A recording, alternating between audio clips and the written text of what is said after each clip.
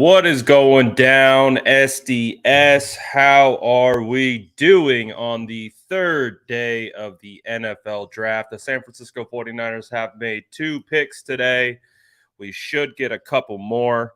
How are we feeling so far? To recap, let's talk about some of the 2 selections that were made. The 49ers took offensive lineman Spencer Buford out of UTSA. And then just now, the San Francisco 49ers have selected nickel cornerback Sam Womack out of Holy Toledo. How are we feeling? We like those moves. First of all, drop an SDS. Let's go. Let's get this hyped up. Smash that like button. But how are we feeling? It's draft day. Can't be a bad day when it's draft day. So how are we feeling with those 2 picks that the San Francisco 49ers have made? You feeling good? You feeling okay?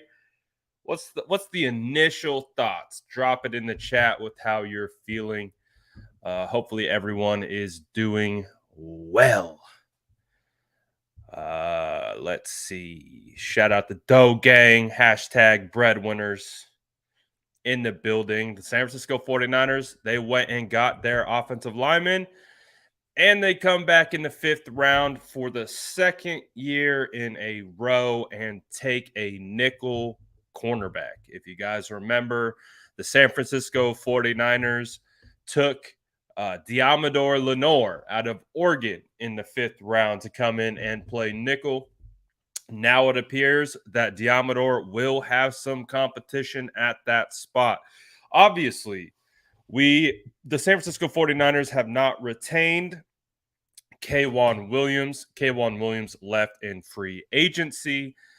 So he is gone, which means there is an open slot at the nickel cornerback position. So now it appears we're going to have a first-year player in Womack and a second-year player in Diamador Lenore compete for that position. Again, we're looking at a guy who's 5'9". And I'm not too, again, I say this all the time about size. Like, I really don't care how big you are. You could be 5'6", but as long as you can play football, you can anticipate, you can jump routes, you can read and anticipate. I really don't care. One of my favorite prospects in this class, Marcus Jones out of Houston, was a 5'8" prospect who was a nickel cornerback. So size, to me, not too concerned about it. Again, you got to be able to play. That's it. That's the prerequisite. Got to be able to play the game. I don't care how big you are. I don't care if you're a massive human. I don't care if you're smaller. You just got to be able to play. So I've only seen a handful of clips. I posted some clips onto Twitter. The reason why I like this particular little back and forth on these clips is because it is Womack versus former second round draft pick Dwayne Eskridge, who actually plays up in Seattle. So we got to see them go back and forth a little bit. So that was kind of fun. But again, I didn't watch him going into this, so I have to do my homework on that particular pick. So we'll see how it goes. But the San Francisco 49ers also took an offensive lineman in Spencer Buford out of UTSA. That is a pick where, I would have liked to go in a different spot. I mean, especially with Zach Tom on the board. Again, there's a center prospect that I really like in Donovan West. And there's also Zach Tom, who was an O tackle, O guard, offensive guard, like hybrid. And that's what I see Spencer as. I see him as an OTOG. He is going to be a hybrid who likely kicks inside to play guard. So that is going to be a pick that I'm going to have to warm up to. I'm going to have to be perfectly honest with you and give you my honest opinion on that pick. It wasn't a pick that I really loved right off the bat. I did a little bit of pre-draft homework on Spencer Buford, and I will be honest with you. I will be honest with you. I have to do more homework, but I will tell you, I did not have a phenomenal first impression of him. I see someone says Brett Coleman had Burford as a second rounder. I've spoken to Brandon Thorne, who I have the utmost respect for in regards to offensive line evaluation. He's the guy that I've been following and trying to bounce things off for quite some time. I talked to him. Um, I can even tell you what he said to me. Um, so Brandon Thorne said it was one of his guys, like one of my guys in this class. He said he's a day 3 prospect that he really, really liked. If you take a look at the scouting report, I would agree 100% with the scouting report and how he kind of broke down the strengths and weaknesses of him as a prospect, because I would agree with it. I think the things that you like about Spencer Burford is the explosion. You can see that he's a pretty decent sized man at 6'4", but he's able to get out of his stance pretty quickly. What I have a hard time with is once he's trying to engage with whoever he's trying to block, he's a little bit wild. He can fall off blocks. He can, the defender can kind of swipe him a little bit and kind of get him off balance. So one of the things that I'd really like to see with him and how he develops is how his feet and base are able to kind of be a little bit more polished. You see the traits though; the traits are there. He's an athletic big man, and so that's the good thing is he has the athleticism, he has the explosion traits, he has the baseline traits. So that's the good thing. I think I am just a stickler for technique. I'm definitely technically driven in regards to the offensive line prospects that I like.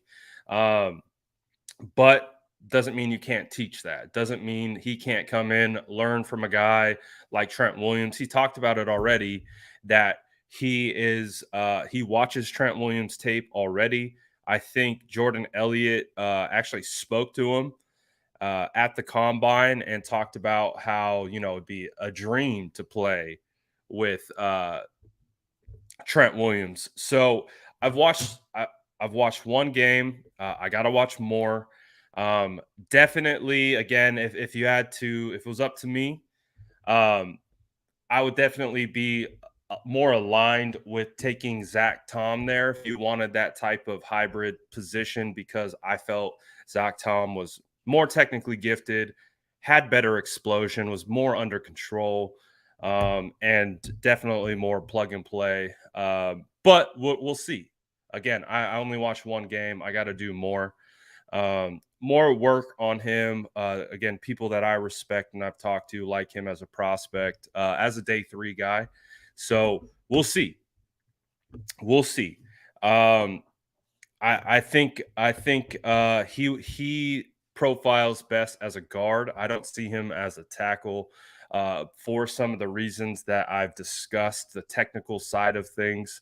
He has it's not that he has bad feet, but he doesn't have fluid feet. If that makes sense. If you can kind of quantify what that means.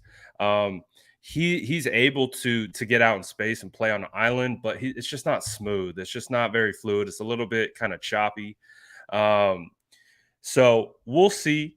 Uh, he does have an ability to definitely toss guys that are smaller than him, um, but he also can struggle with speed. So it's going to be something that's interesting. Like I said, I gotta do I gotta do more homework on him.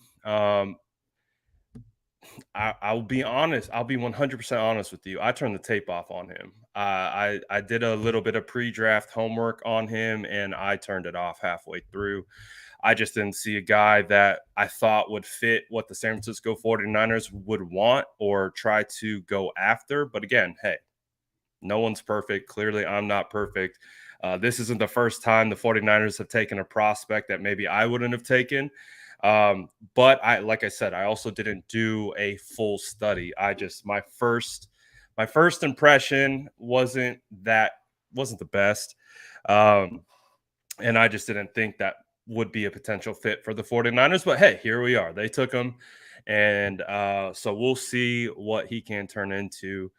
Um, and we'll see where the San Francisco 49ers go. They're not too far away from being back on the clock here in the 6th round. So I believe Donovan West is still on the board. I'm not surprised by the slide of Donovan West because I think I talked about this yesterday or the day before. Like when you look at Donovan West and you look at him amongst the crop of like I was at the combine, so I got to see these guys up close and personal. One of the guys that stood out to me just from a pure like physical standpoint, I'm looking at Abe Lucas out of Washington State, and I'm seeing him stacked up against all these other guys, and I'm like, he's got an NFL body, the way he moves, all this stuff. Like it instantly stood out to me. Well, West was there too, and when you see West with all the other NFL offensive linemen, you're like, oh, he looks kind of smaller. Like he looks kind of like a little bit of a tweener, especially without pads on and stuff like that. So I'm not surprised that he's still available. But if you can grab him still, especially into the 6th round, I think that's an immense value for a guy like that who can come in and play center. It's going to be interesting to see where they're going to go here in the 6th round. Maybe they go safety.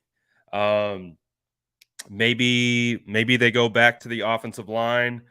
Going to be interesting. Going to be interesting to see what happens here. But we're seeing a lot of good players go off the board.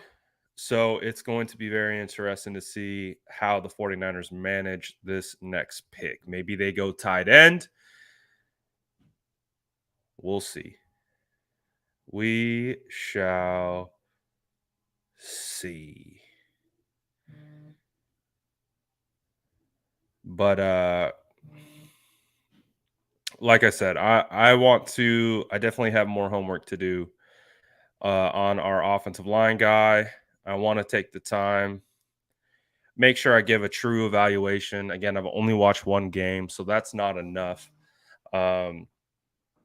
Brandon Thorne pointed me in the direction of a couple games I should be paying attention to, so I'm going to go look into those in a little bit and try to do a full scouting report on Spencer Burford. And again, he's got some convincing to do. I got some convincing that he needs to do for me on tape. Again, guys that I trust like him. Clearly, the 49ers like him. I know I have a very particular archetype when it comes to offensive linemen. So I'm not gonna lie, I'm a bit rigid in that regard. Wait. Kingsley and Igbare, it was still on the board and he just went to the Packers? What? The 49ers could have had an Igbare? I'm sure they could have got Womack in the 6th round. Wow, I would have taken a shot on Kingsley. I would have taken a shot on Kingsley in that 5th round spot. That's house money right there.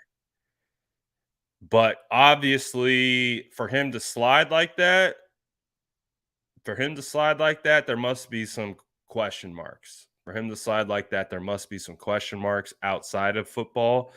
Because we were talking about Kingsley potentially, again, being one of those guys, kind of like Drake Jackson. I had Drake Jackson and Kingsley right in the same category. I had those guys right in the same boat. So to see him slide almost to the 6th round is insane. And of course, he goes to the Packers. Son of a biscuit eating bulldog. I can't believe that.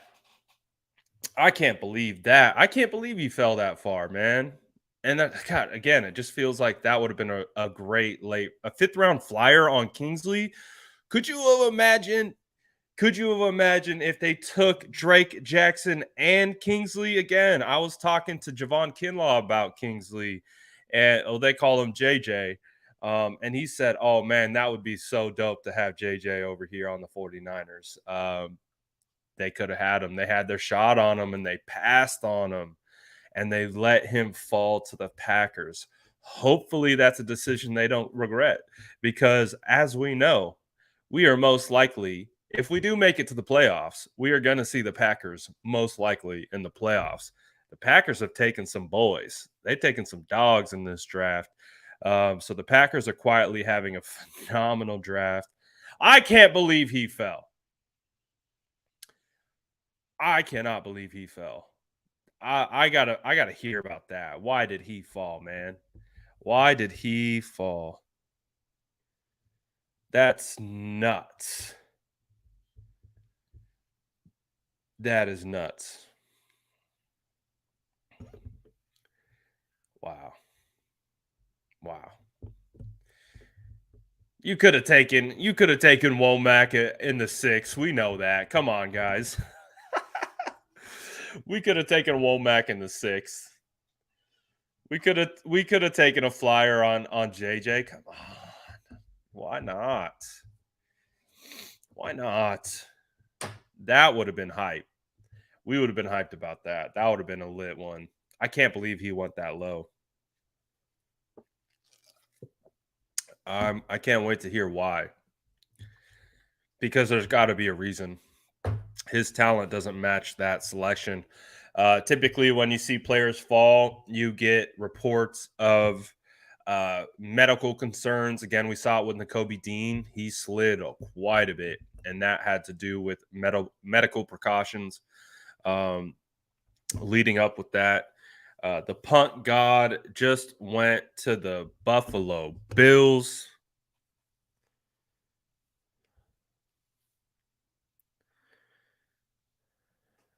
Good old punt god. So let's see. We're getting close. We're getting close here to the San Francisco 49ers selection.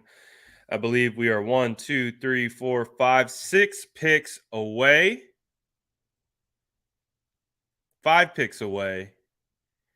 Where do you think the San Francisco 49ers go here? I'll pull up let me get the best available board up here according to ESPN. Let me get a little refresher going. So let's go to overall. So Donovan West still on the board. Again, this is ESPN's number 3 ranked center. They have him as their 121st prospect, and we are at 181 currently. So that would be great value if they wanted to go Donovan West. Kellen Deesh is a guy that I like as well. Justin Ross is still on the board. You got Leon O'Neal, Jesse Luketa, Kalen Barnes, but they did go cornerback already. Haskell Garrett potentially. Do they go Bo Melton? I don't know. McKinley, Josh Jobe. I don't know if they go with another cornerback. Let's see who else we got here. Marquise Bell is still on the board. If the 49ers took Marquise Bell here in the 6th round, I would love that pick. I think that would be a phenomenal pick. I think the value right there is perfect. I think the upside is there. You have George Odom, so he doesn't have to start. Again, I don't know if you guys remember. But I did, before one of my mock drafts, talk about how I didn't think that the San Francisco 49ers would be ultra high on safety. Even though I originally did. I originally put safety as the number 2 need for the San Francisco 49ers. I had slept on it. And then I was like, wait a second. I don't think it is. I don't think safety is their number 2 need, because when you look at how much money they gave George Odom in free agency, that tells you they gave him starting caliber money in a sense. It's low tier starting caliber money, but they gave him enough for me to be like, that is more than that. The money that they gave George Odom was more than just a special teamer, than more than just a gunner. They gave him enough money to potentially be a starting caliber safety. So that's why I don't think they've gone safety yet. I really don't think that. I think that's why they haven't gone safety yet. And I would also say they like Talanoa Hufanga inside that building. So I'm not surprised at all. I put out a tweet about this about a month ago. Again, I thought, safety could go as high as second round. But I sat on it again. I looked at the money of George Odom and I completely changed that kind of philosophy. So I actually knocked safety down to like the fourth or fifth most pressing need based on that situation alone. So the 49ers are kind of stacking the board that way. They could have went safety at 93. There were good safeties available at 93. Where did they go? They went running back. So I don't know. Look, I'm starting to feel like I read that particular situation correctly. So we'll continue to see, but I still believe safety right here could be a good spot for them. Um, let's see who else is available. Did we go through safeties already? McKinley, O'Neal, Bell. These three I would be pretty happy with. Smoke Monday, name value alone. Go ahead and take them. Start printing the shirts, especially out here in the Bay Area. He would fit in really nicely. I don't know if they go back to the well here and go with a cornerback. They seemingly got a guy. Jojo Daman is a guy. Actually, shout out Justin, told me to go check out. I like him. He just seems like a football player. Don't necessarily know where he's going to play, but I like him as a player. I like that he's just a football player, kind of one of those position diverse players that maybe you can play in the slot, maybe you can play at linebacker, maybe you can play at edge, even though he's undersized quite a bit. But he's an interesting ball player. I like him a decent amount. I don't know if the 49ers need to go linebacker. They're pretty set at that position. Haskell Garrett, I like the value here. Kalia Davis, maybe out of UCF. But again, they have so many defensive line now that probably not going to go that route. Defensive ends, I don't see anyone worth taking. Again, I'm here for Donovan West. I would be okay with Alec Lindstrom as well, but definitely prefer Donovan West. We talked about size. These two actually are almost identical in size. And that's what I was talking about when I saw Donovan West at the combine. You can definitely tell that Donovan was a little bit smaller than the rest of the group when you stack them all together. So I've said that I am not surprised that he's sliding, but I think he is also just a good football player. Let's see what else. Get my boy Connor Hayward. Get the offensive weapon Connor Hayward. Get the offensive weapon Connor Hayward. The Hive is buzzing if we get Connor Hayward. Again, I don't know what position he plays. I don't know if he's a fullback, a wide back, a tight end, a slot. He's just a football player. But I also wouldn't be surprised to see the 49ers go tight end here. Jalen Weidermeyer, I like. Derek Deese, I like. Austin Allen is more of a big slot, in my opinion. Dude's huge. He's 6'8", 253. He's kind of light in the run game, so don't let the size fool you that he's just like a dominant force. But I also like Chase Allen as well. But he can be a guy that you can get in the seventh most likely. Wide receivers, do they go back to the well? Mekhi Polk was a guy who stood out at the San Francisco 49ers local pro day. So maybe he's a guy. Reggie Robertson still available, SMU teammate of Danny Gray. The Hive is buzzing. Funny story, I was scouting this man. I was looking at Reggie Robertson when I was scouting SMU, and then I discovered Danny Gray was a legitimate prospect. And of course, the San Francisco 49ers went and grabbed him. Do they go back to the well at running back? I like Abram Smith. Tyler Batty is also another good one. I like Zonovan Knight. I don't know. Max Borghi, White Boy Supreme. Let's go with White Boy Supreme. I'll take a flyer on Max Borghi in the 7th. Do we see them go quarterback? Carson Strong is still available. 40. It would be a weird pick. It would be a weird pick for the 49ers to go quarterback, but I think there's a little bit something there with Carson Strong. A little bit. I wouldn't be mad at it. It would be a weird pick because you're not drafting him to be an impact. You're drafting him to be, one, a camp arm, and two, potentially a guy you could develop to maybe take over for Sudfeld, if that's what you wanted to do. But it'd be interesting. Would be interesting. Wouldn't really, like I said, it wouldn't be an impact. It wouldn't really help your team a ton, but would be interesting. Yeah, I think Jerome Ford is gone. I think he went as well. But I do want to see, I would be very pleased if the 49ers took late round flyer on Chase Garbers or Brock Purdy. I actually think these two guys have some hidden talent in there.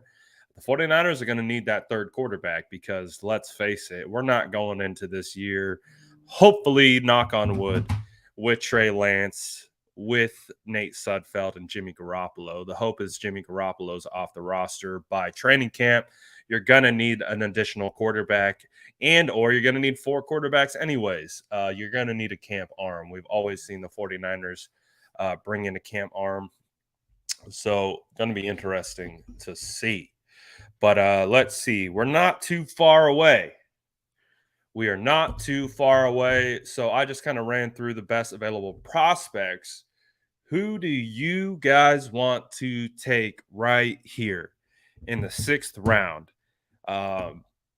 Drop it in the chat.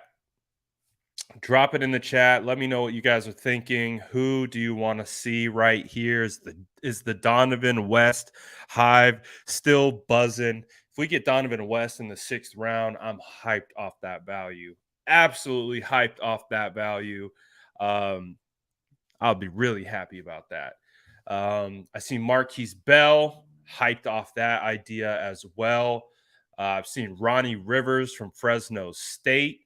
Kevin Strong. Who's Kevin Strong? I don't know who that is. We got Leon O'Neal, Texas A&M safety, 49ers fan favorite. Justin Ross. I wouldn't be mad at that either. More of a big body type wide receiver. I would like to see Deese too. Maybe we do see a tight end go right here. Wouldn't be mad at Deese. So I see lots of Wes, O'Neal. We got to vote for Batty. I'm in this camp right here. Give me my center. And if you can get me this center at this value, beautiful.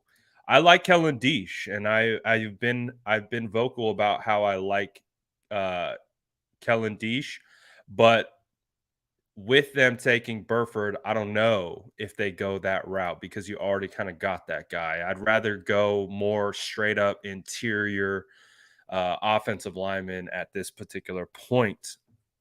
So we actually have the pick is in for the Bills. They've taken Christian Benford out of Villanova. So now we have the Chicago Bears on the clock. That means the 49ers are on deck. The 49ers are on deck. Who are they going to take? Going to be very interesting to see here. Give me Donovan West, baby. Let's go back to the overall best available according to ESPN. Here's their board. Let's see what we get. Someone said, "Is Bofa still is Bofa still available?" You're late. Someone already tried to hit me with the Bofa yesterday, and it backfired. But he actually paid a super chat to be able to get on there. So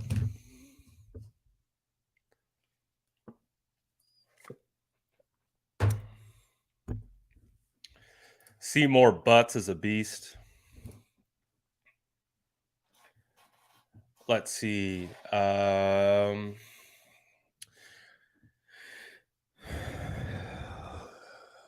it going to be? I want to go back to interior offensive lineman, potentially offensive guard. These two guys, I could see Justin Schaefer. I could see I don't think Stuber's too bad. I don't think Caden Mays is too bad. Jason Poe is someone I saw. I haven't watched Jason Poe, but I did see Jordan Elliott talking about him. So maybe that's an option. But man, I just have the sense the 49ers aren't going to do what I want them to do. So Niners are officially on the clock. Who are they going to take? Who are they going to take? Come on, take my draft, son. Take Donovan West for the culture, baby. Take Donovan West for the culture. They won't, though. They're going to take someone that we're not expecting. So get prepared for it. Get prepared for the unexpected.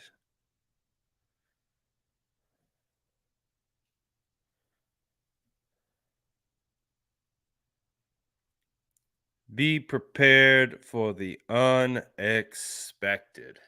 All right. And if you haven't got it in, get your predictions in. We'll see what ultimately comes of this particular situation. Announce the pick already.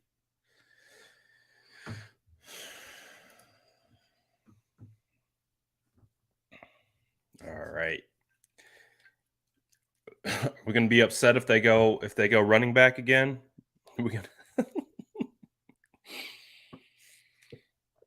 Wouldn't be shocked by anything. Come on, do it for the Hive. If I can get 2 prospects that I like, I'm happy. No, that would be 3. Love Drake Jackson. The Bears take offensive lineman Zachary Thomas. So you give me Drake Jackson, you get me Danny Gray, you get me Donovan West, we're hyped. If you can get me those 3, I'm very hyped. Again, you can sell me on the other ones. You get me Marquise Bell as well. I'm okay with that. But let's see what happens here. Let's see. Safety, interior offensive line. Who is it going to be? Who is it going to be? Let's find out. But we are on the clock. San Francisco 49ers are on the clock. Come on.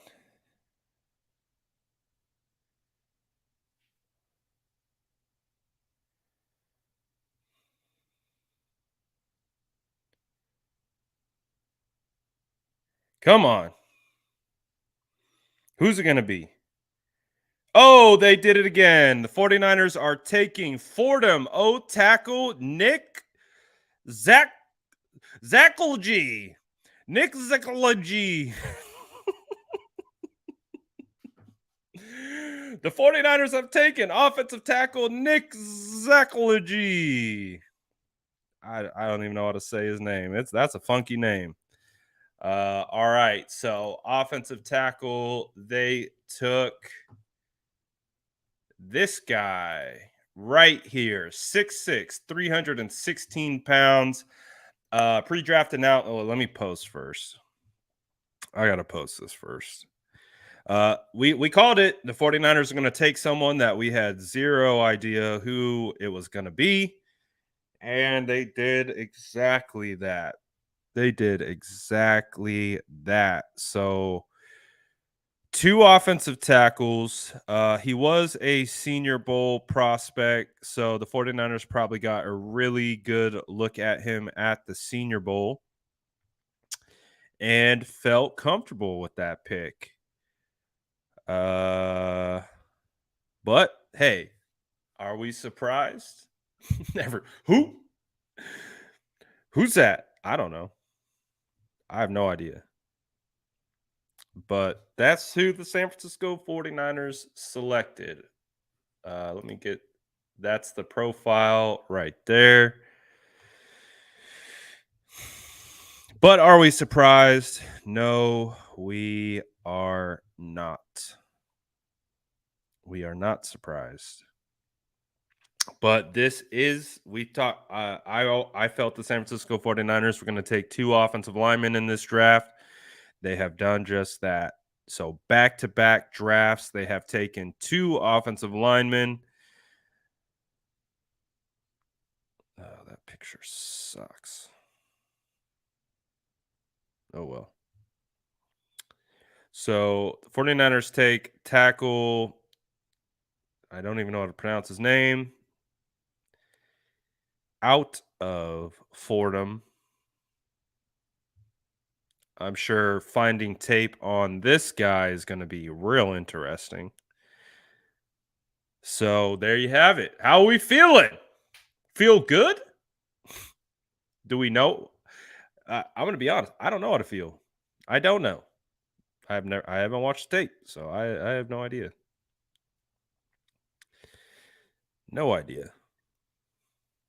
Someone send me the tape. 49ers have selected Fordham O tackle Nick Zakelj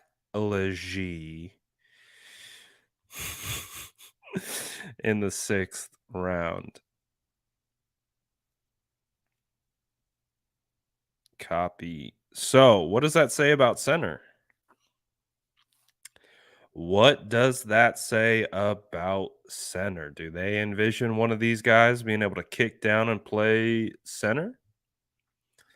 Maybe. Maybe not.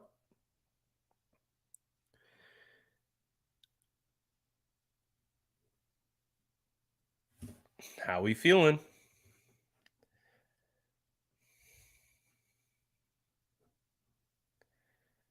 How are we feeling? Again, we know how the 49ers roll. They pick guys, they do this all the time. They take the galaxy brain picks. They take the picks that, they're sold on, and again, they have the resources. So how am I going to say how can I give an opinion on a guy I haven't watched? So but clearly they have the resources. Again, this is the little pre-draft analysis that they have. I'm just going to call him Nick. I have no idea how to say his last name. They say it's the quickness and size to get into position and wall off defenders in the run game. He tends to stall out, but he blocks to the echo of the whistle and flashes the ability to generate some push. He has the foot speed to take away inside moves and shows ability to recover when he gets caught out of position in pass pro. He has marginal length for a tackle and struggled to anchor during one-on-ones at the Senior Bowl. Good. Beautiful. All right. What is this draft profile thing here? I don't want to get hit with some copyright or Act now to get Xfinity Internet for a great low price. Or visit Xfinity.com/free to see if you qualify for the Affordable Connectivity Program. Qualifying customers can get free high-speed internet for more streaming, chatting, and gaming on all your devices. Get started today.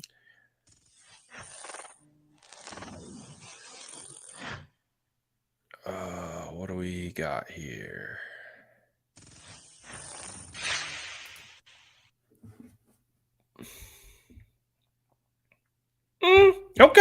Hey, first clip. First clip, I like that. First clip, I like that. Right away, looks like a guard. Looks like a guard. Like, look at that. Look at that double cheeked up boy. Right away looks like a guard.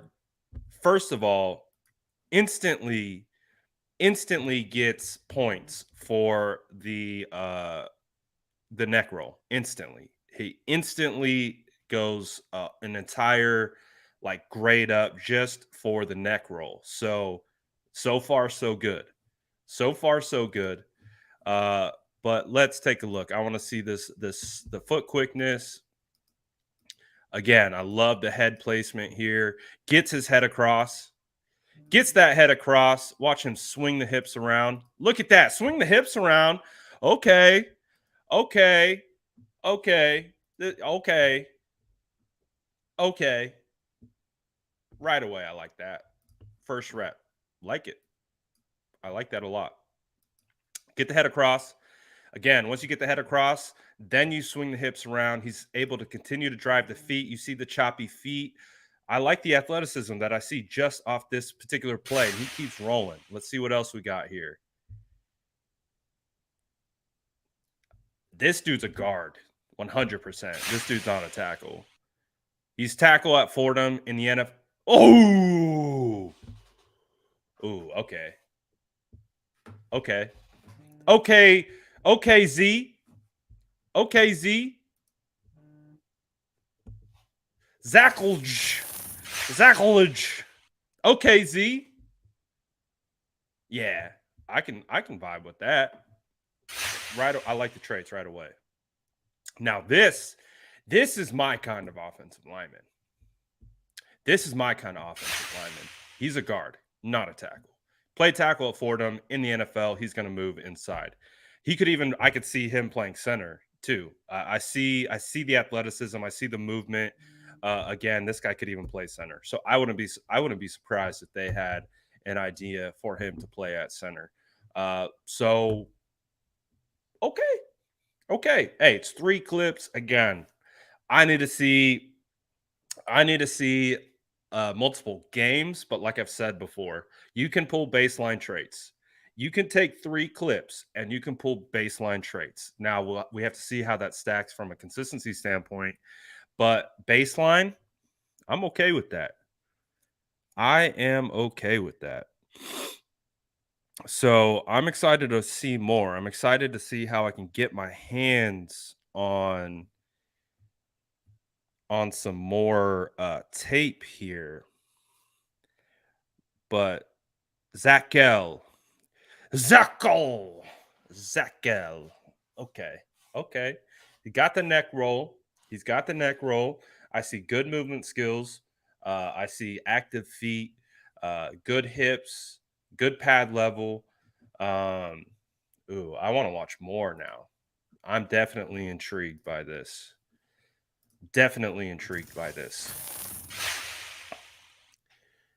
But want to see more. But again, that right there to me, that's good. Again, getting your head across, gets the head across, swings the hips around, has active feet, is able to create the drive once he gets into in phase. Again, this is just a screen, so you're inviting guys upfield. But okay. Hey, I had a neck roll, so I'm a sucker for any offensive linemen who have neck rolls. So let me see here. I like that. I need more now. I want to see more. So let's see. What did they give his what's his size at? They have him at 6'6", 316. Oh, that's a big boy. He doesn't look 6'6" to me. Those aren't movement skills of a 6'6" guy. Ooh.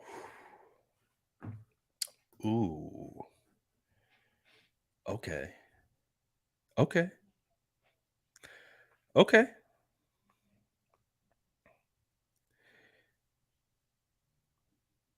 I'm not mad at it. I'm actually not mad at it. I like it. I actually like this pick.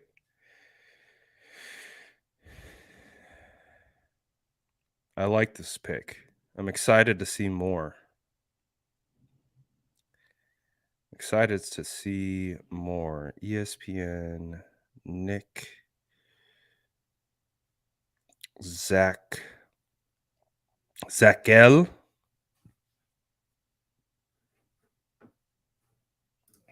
Zakelj.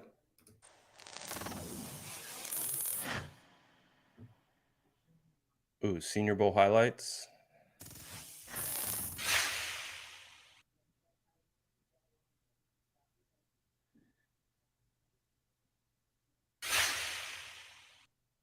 What?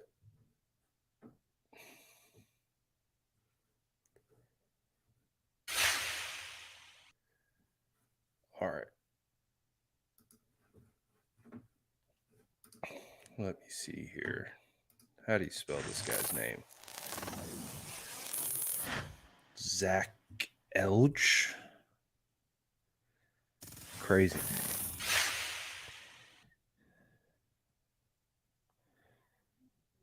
All right. Let's see.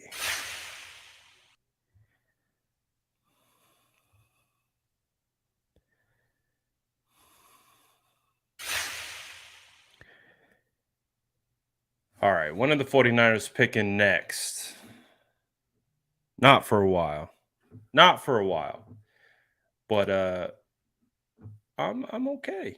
I'm okay so far. I can't wait to watch more. I'm actually very intrigued by this guy. Very intrigued by this guy.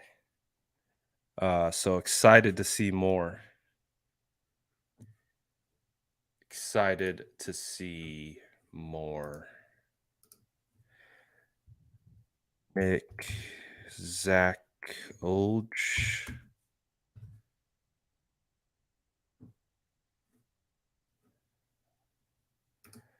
All right, let's see here. We got Senior Bowl highlights. I'll pull these up. We can take a look.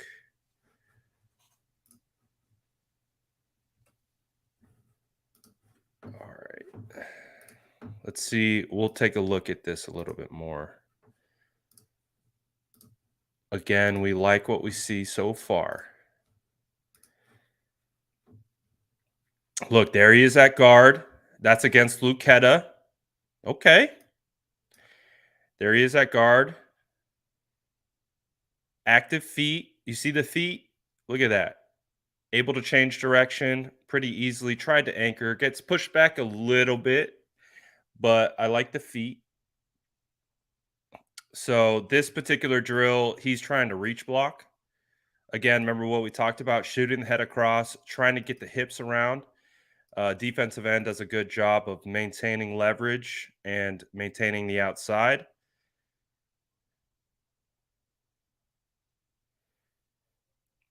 Tried to get with the bull rush there. Actually does a pretty good job of eating that and kind of keeping his balance. Look at the feet. Look at the base. He got me. He got some center vibes to him. He got some center vibes to him. Oh, offsides. Okay.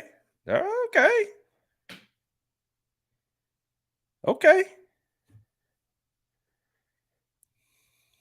Definitely interior offensive lineman. There we go. Good reach. Good reach. Good reach on an inside shaded defensive tackle. Here he is at guard next to Cole Strange. This is Haskell Garrett. Great job of staying in front of his guy. He's at guard again.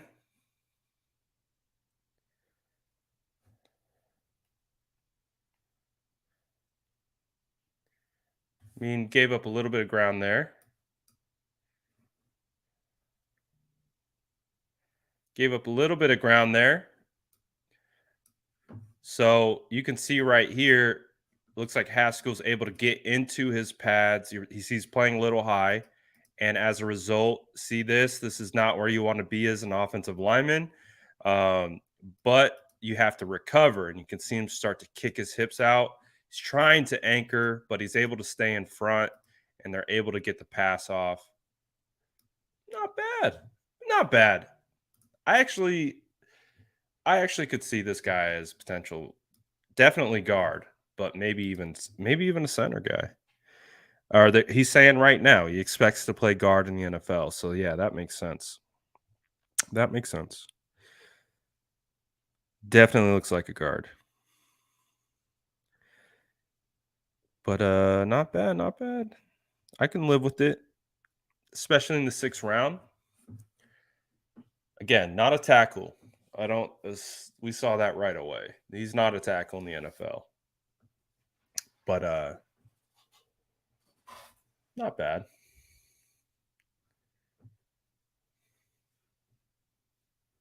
Not bad. Again, 6th round. For a 6th rounder, I see some upside here. I see some upside. Definitely going to be a more developmental guy, but I see some upside here. I see some upside. Not too bad. Let's see. I think we got.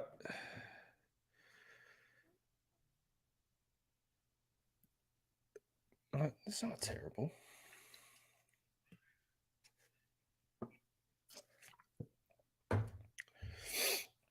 Again, may struggle with. He's got some Brunskill vibes to him. If we're being honest, he got some Brunskill. He got some Brunskill vibes. And you guys know I like Brunskill. There's a new soap. Can you smell it? He got some Brunny skill vibes to him.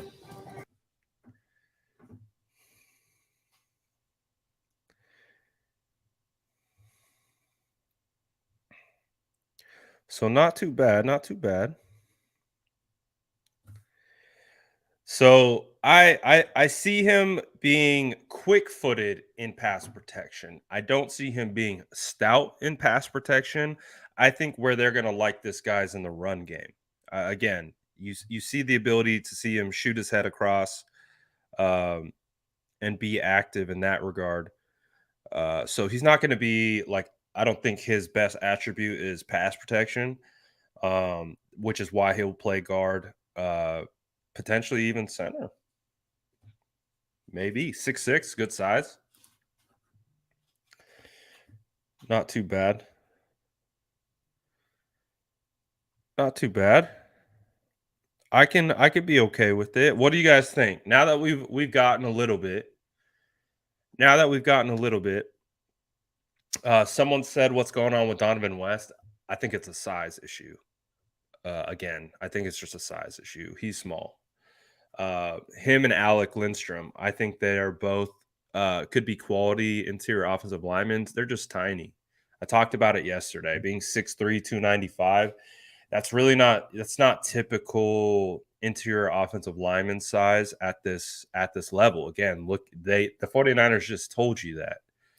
The 49ers just told you that essentially. They just told you they envision this guy as a guard, and I could see him being even a center. But he's 6'6". And when you look at Donovan West, he's small.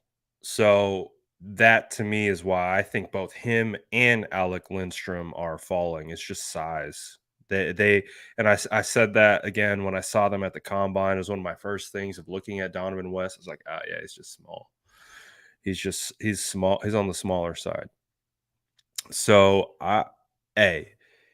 we like the neck roll. Neck roll gets a plus, and we like how we see him as a guard. Again, I see good feet for a guy who's 6'6". I think he moves really well. I think he'll be a better aid in the run game. when I'm looking at him as a pass blocker, he's going to pass block a lot like Daniel Brunskill. So be prepared for that. And I don't think that's necessarily a bad thing. So, but not bad. Not too bad. I like it. Again, 6th-round pick. 6th-round pick. I could deal with that. And I see obviously I definitely see him as a potential he's more of a developmental guy. So, not too bad. Now they don't pick for a while. I think it's what, 220 and 221 and then Mr. Irrelevant. So not too bad. Not too bad. I like it.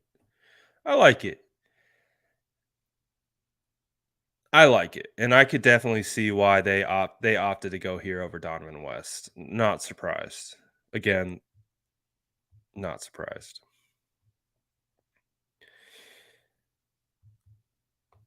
So, yeah.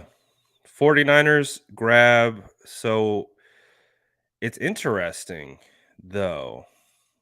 What do these offensive line moves say about Jalen Moore? So that to me is the more intriguing thing, because when I look at Spencer Burford, he's the opposite. He's the opposite of Jalen Moore. Again, a lot of people like the idea of kicking Jalen Moore into guard. I don't see that. I think he's way too light in the run game. He's not a physical presence like that. So with him, with Jalen Moore, I feel like Jalen Moore is on notice. Again, Jalen Moore is a 5th-round pick. I think Jalen Moore is on notice. That's to me what I take away from this. Again, the way Jalen Moore kind of seemingly fell off at the end of the year. And these two moves, to me, indicate that they don't have a ton of faith in Jalen Moore. Aaron Banks, we're going to find out. But to me, this is more of these two picks are more of an indictment on Jalen Moore, because, like I said, Burford. Like when I look at Jalen Moore, his best trait is being able to be is quick feet in pass protection, and pretty solid base and pass protection.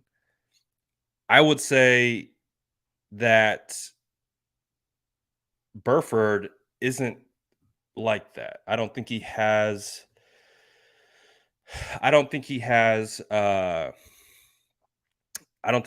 that base to be, again, Burford, I think his base needs work. I think he doesn't have that kick step, that smooth kick step where he can get out into space, which is why I said he's more of a guard. I see him as a guard. I look at him as a potential guard, kicking him inside. Whereas Moore, I don't know. It's going to be interesting.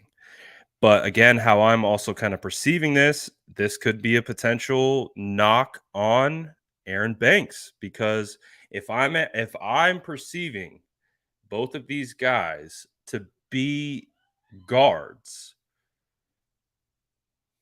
what does that say about Aaron Banks? What does that say about the center position? So as we know, Daniel Brunskill is so we're thinking about this even a little bit more. Daniel Brunskill is an unrestricted free agent, or he'll be an unrestricted free agent this year. So I don't know if they're going to retain Brunskill. They have literally gotten so much value out of Brunskill. It's criminally insane.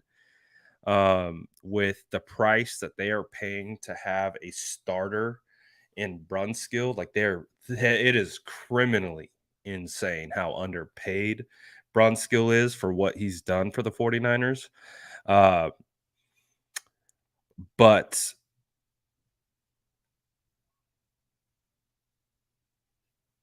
these look like like I said, this guy out of Fordham looks like Brunskill. So we've seen that in the past where the 49ers will try to like kind of draft like kind of like a replacement. We were like looking at Elijah Mitchell, right? We looked at Elijah Mitchell and we were like, oh, that kind of looks like Mini Mostert, right? Looks like Mini Mostert. And that's what Elijah Mitchell did. Elijah Mitchell essentially is replacing Mostert. So how I'm perceiving this particular pick is this looks like a guy who could replace Daniel Brunskill. And again, at 6'6", 315 pounds, he moves very well for that size. So this is going to be interesting, baby. I can't wait to get to training camp now. I cannot wait to watch all these boys in training camp. I'm very excited about that. Very excited about that. I think we're going to have some interesting battles going on here in training camp. So that will be interesting. But again, this looks like a guy who could potentially step in for Brunskill at guard. Gives him a year to get acclimated. Gives him a year to go from Fordham, which is a small school, learn, and then potentially take over and transfer over. It's going to be interesting. Again, are they going to keep Mike McGlinchey? Are they going to extend Mike McGlinchey after they picked up his fifth-year option? Maybe they look at Buford as a potential right tackle replacement. Jalen Moore, what's going on with Jalen Moore? Does he have a spot on this team? Colton McKivitz, Justin School. Now the 49ers have a bunch of offensive line. So I'm okay with it. I mean, let's kind of go through the offensive line right now. You have Trent Williams at left. You have Trent Williams at left tackle, left guard Aaron Banks, center Alex Mack. You have Brunskill right guard, and you have McGlinchey right tackle.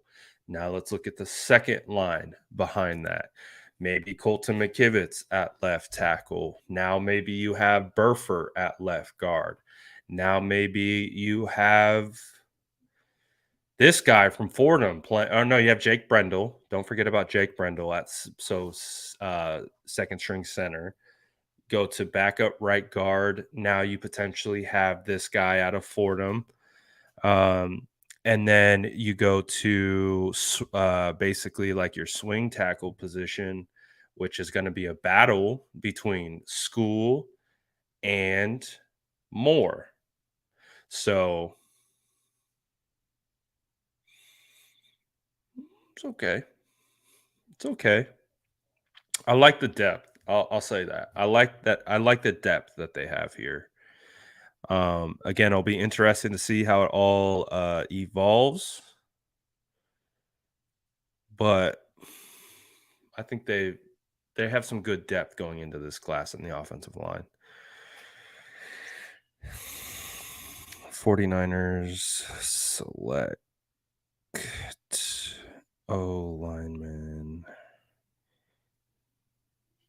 Nick. How do we spell this guy's name?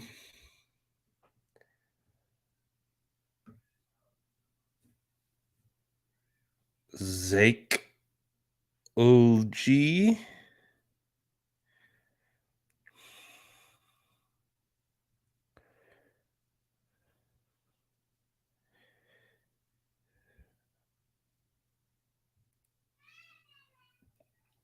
So, all right, not terrible.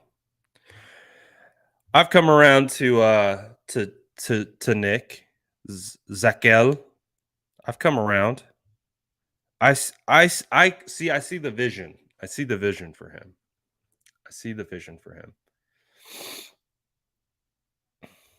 I see the vision for him.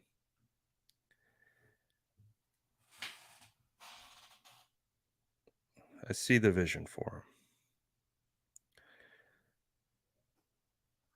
So not awful. Not awful.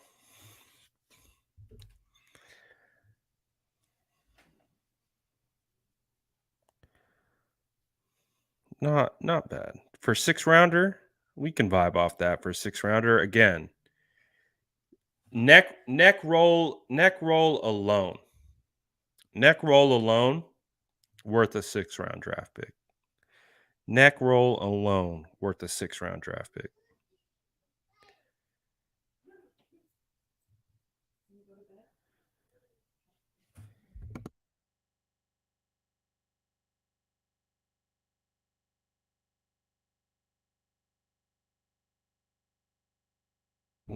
I'll roll some clips while I make a couple posts.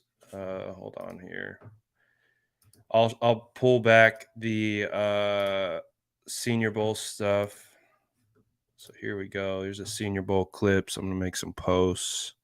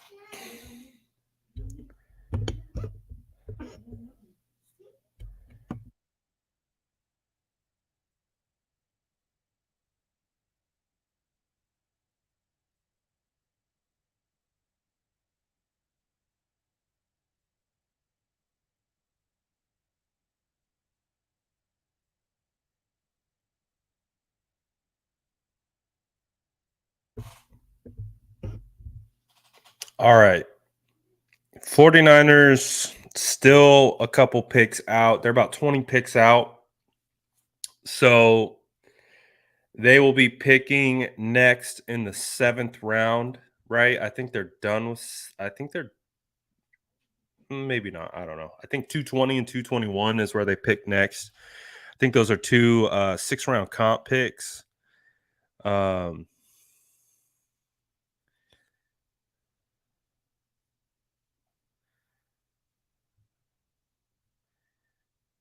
So Leon O'Neal, maybe. A little smoke Monday, maybe. Go a little safety action. Let's see. So again, George Odom. Look at George Odom.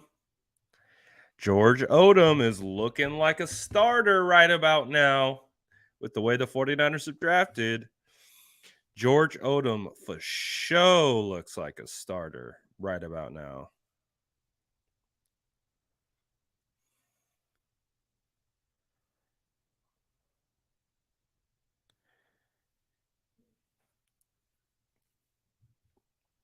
For sure looks like a starter right now. So it looks like I read looks like I read that situation correctly. Just saying.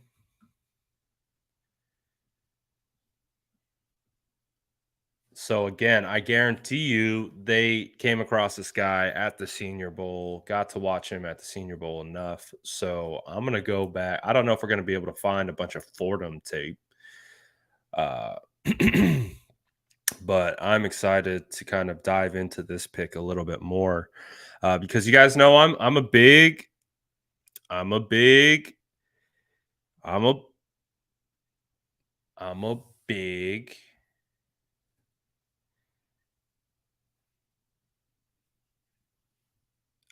Brunny guy. I'm a big Brunny guy.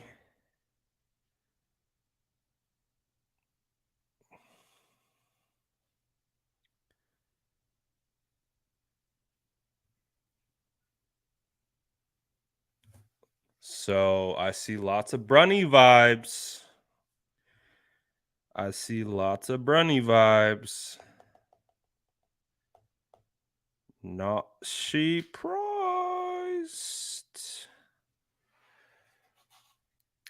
So let's see.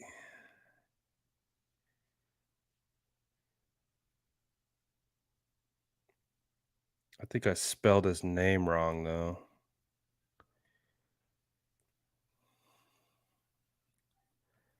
Yep. It's definitely spelled his name wrong. I got hit with my dyslexia got me. My dyslexia got me yet again. Shout out dyslexia. Got me again. When I say I hate words, bro, I hate words. Like my brain does not process words. Just doesn't work. That's why we like football. We watch tape. Visual analysis. Words? No. No, not words. Words aren't my friend. Words are not my friend. We don't like words here. We don't like words. I don't like words. Words with friends, words not my friend.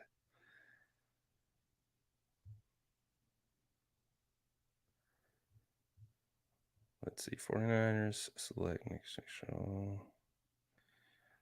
The 6th round for Fordham highlights.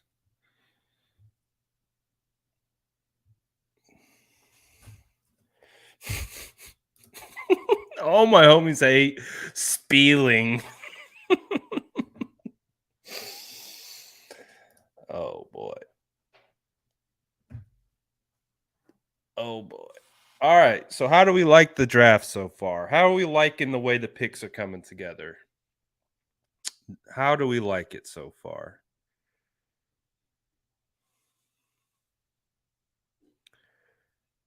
Are we all right with it? We okay with it?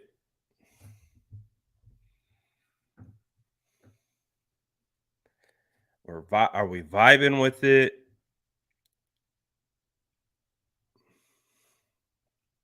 I'm okay with it.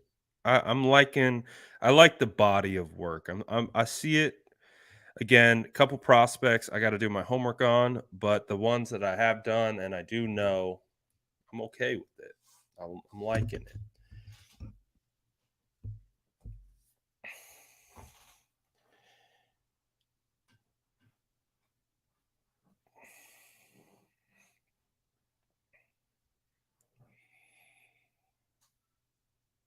Oh boy.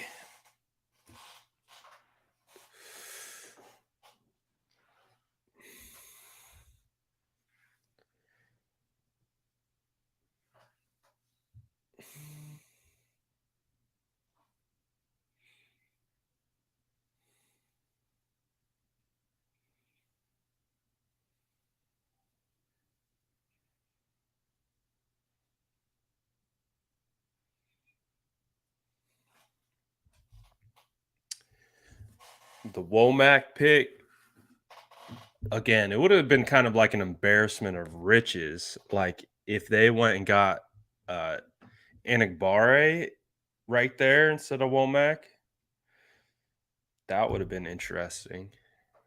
That would have been pretty darn interesting. That would have been interesting.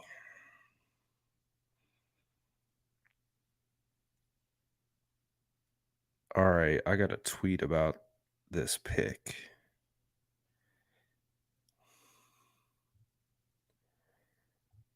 Let's tweet about it.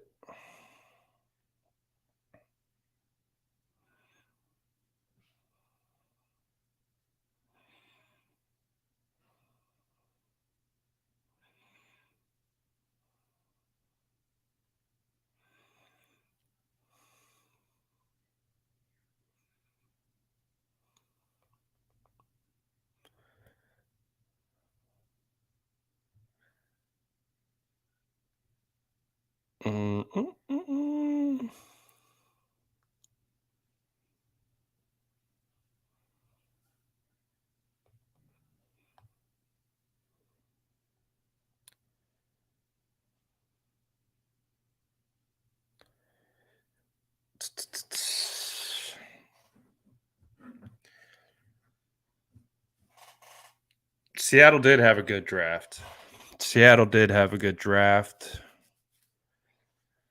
I'd say Cardinals got better. Seattle had a good draft.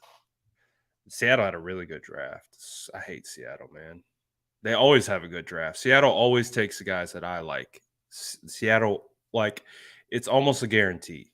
It's almost a guarantee that someone in division is going to take all of my draft crushes. It's just the 49ers will take them sometimes, but we'll see.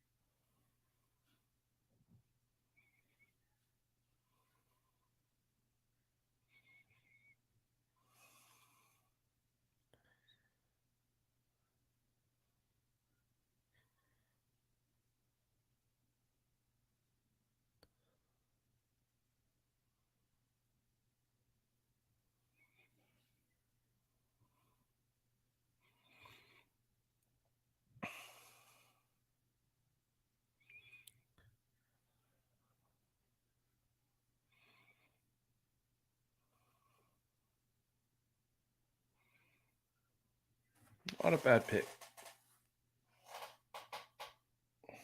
Not a bad pick. When are we picking next? It's going to be a while.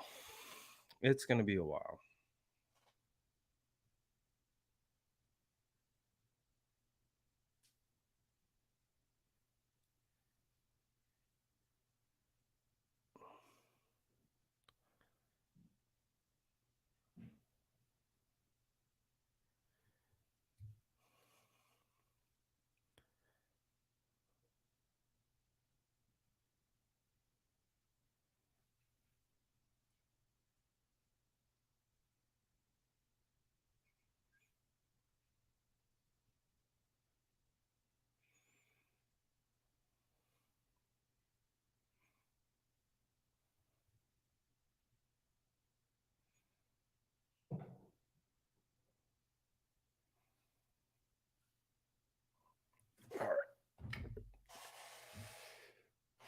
We're on the ticker. Let's go. We're on the ticker. Oh, we're on the ticker. All right, let's see what our haul looks like here. Let's see what our haul looks like here, all on one page. Here's the 49ers. Let's take a look. So as you can see, we still got 2 more picks in the 6th round. These are going to be comp picks. We can see. Oh, wait, you can't see. Only I can see. You have to be able to see my screen first. There we go. All right. So this is what our haul is looking like as we condense it all onto one page. This is how we are seeing it. The San Francisco 49ers, again, if you look at the perceived needs, cornerback, offensive guard, safety, running back, wide receiver, both of the offensive linemen they took are offensive tackles at the next level. I do like the thought process, though, of converting offensive tackles into the guard position because, again, what these O tackles are used to, they're used to being on an island. They're used to being going up against arguably the most athletically freakish players on the field in defensive ends and outside linebackers. So when you kick those guys inside, obviously you're having them go against more stout defensive tackles, but they're typically quicker and they can move faster. So with both of these guys that we've gotten, Perfect and Zakelj, uh, is they can move. They can move well. And again, that's the prerequisite. You got to be able to move. Now, again, I do have a couple concerns with Buford in regards to uh, the technical side of his feet and his base. But those are things that you can learn. Those are things that you can, again, continue to get better. The baseline traits for Buford are there. Again, when he brings it all together, you bring the feet, you bring the base, and you bring the power, and you can control it using technique. Then that's when you become a very, very dangerous player. Uh, so, like it. Uh, I'm coming around to the Burford pick. I'm coming around. I didn't love it at first. I'm gonna be honest with you. Didn't love it at first. I'm coming around to it. The Zakelj pick or whatever the hell his name is. I got to come up with a nickname for him because his name is just too much for my brain. So I'm gonna have to come up. I'm gonna call him Z or something. But I like that pick, and the reason why I like that pick is because I see him as a guy who can play just like Daniel Brunskill. Let me see how big Daniel Brunskill is. I think they have pretty. I don't. Is Daniel Brunskill? I think Brunskill's pretty tall, man. Brunskill, yeah. So Brunskill is 6'5". So Brunskill is 6'5", 300. So when we look at Z, he's 6'6", 316, but has very similar movement skills and ability of Brunskill. So that to me looks like, I've always said, man, they like Brunskill. They like Brunskill. They like the way he plays. Now, I know a lot of 49er fans come down his road, and I don't agree they come down his road rightfully, but they do. This guy that they just took is like Brunskill light. He's just like Brunskill. Again, Brunskill was a converted tight end to tackle, to guard, to center. Brunskill has been developing this whole time. He isn't a finished product. I'm going to go ahead and say this. I think Brunskill will have his best year this year, because Brunskill's still figuring it out last year, and he did figure it out. Now, a lot of people are going to pinpoint to a handful of plays and say he's trash, which I think is silly. Because if you look at it, all offensive linemen lose. I can pull clips of Trent Williams losing. I can do that. And again, in a vacuum, when you just show them losing, yeah, it doesn't look great, but that's what happens. It's you're going up against guys who make millions of dollars too, and their job is to win. And as an offensive lineman, you're going to lose. You're not going to win every rep, but you have to mitigate the amount of times that you lose. And with Brunskill, he does a good job. He really doesn't lose that much. When you look at Brunskill, he wins every pull. I saw like the amount of times that they pulled Brunskill, there's a reason they didn't pull Laken Tomlinson. Laken Tomlinson was not good at pulling. They could only pull Brunskill. So it kind of left them limited in the way they ran their offense because they could only do that execution to the one side. They could only pull Brunskill. When they pulled Laken Tomlinson, that just wasn't his thing. He wasn't good at it. He's a little bit slow in getting out on its track. And he didn't have that ability to either kick out or roll defensive ends. He would kind of get caught in that mix and it would kind of clog up the hole. Brunskill was legit at it. That's why they pulled him all the time. Well, I look at this guy and I see a very similar archetype. in regards to the first thing that we saw, the first clip. You see the movement ability. You see him shoot his head across. You see him bring the hips around. The feet are chopping. They're moving. While they're moving, he's driving. That's prototypical Brunskill right there. So that's kind of what I see. I see a lot of Brunny. But I like it. I like it. I like the pick. Not gonna lie.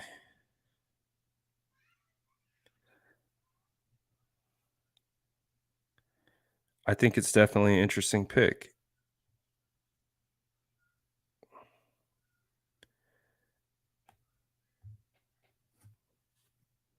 So far so good. And like I said, I could warm up. I can warm up to Burford. I could warm up to Burford. I could warm up. I could warm up to that. So Drake Jackson, home run, A+. That is a phenomenal pick. If the 49ers traded up to get Drake Jackson, I would be just as happy. Running back, Ty Davis Price. You know, I think that's going to be, I think based on first, impression, not terrible, not bad. I think it's okay.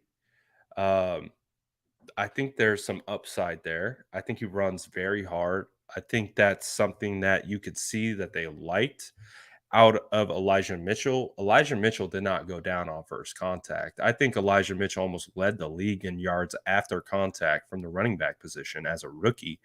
And I think that's what made Elijah Mitchell so valuable to the 49ers. But as we saw, Elijah Mitchell was getting banged up. He was getting hurt.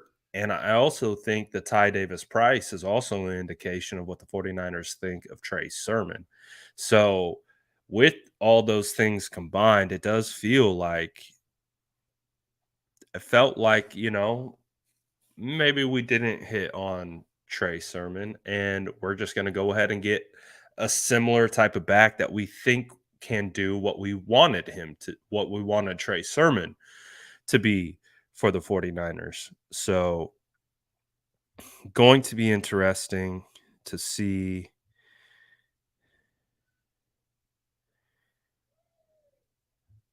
how it all plays out.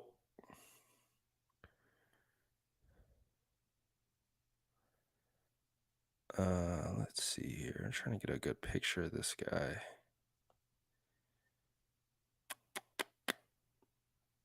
Aren't too many good pictures of Zakelj. I don't even know his name, bro. I don't even know how to say his name. Do me a favor, comment. Oh, there we go.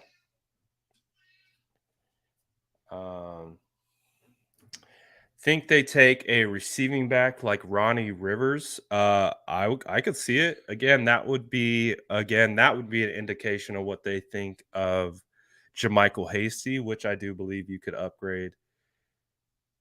Hayward went to the Steelers? You son of a gun, bro. They took my offensive weapon? Son of a biscuit. Did they really? I wanted him. Man. I wanted Hayward. I thought Hayward was dope. He's a weird frame, but he's a ball player. I felt like Kyle could add some fun with them. But again, they also have use check. So if you already have a use check, then, maybe you don't need that.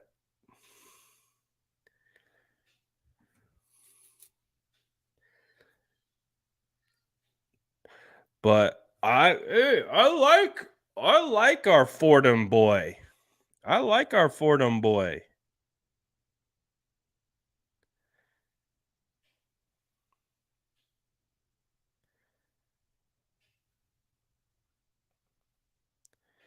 I like our Fordham boy. His name is Nick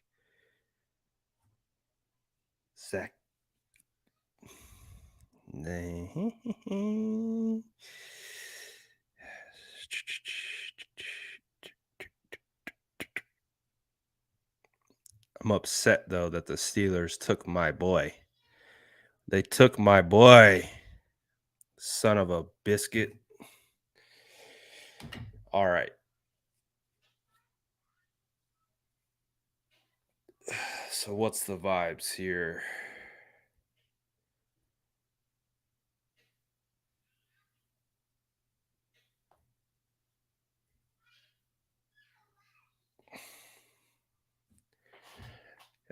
Got to spell neck roll properly. Again, I hate words. Screw words, man. Screw words.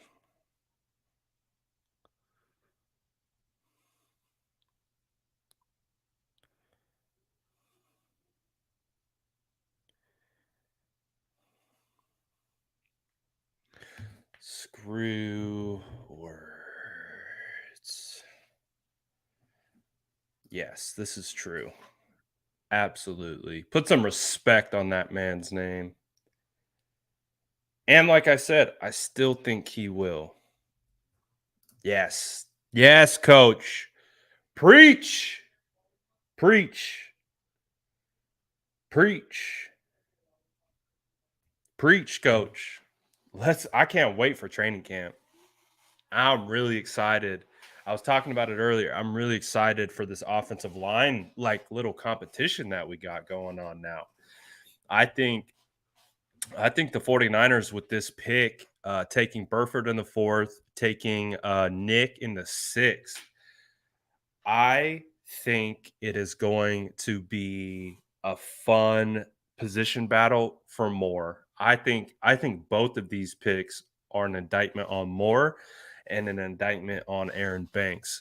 So we're going to find out.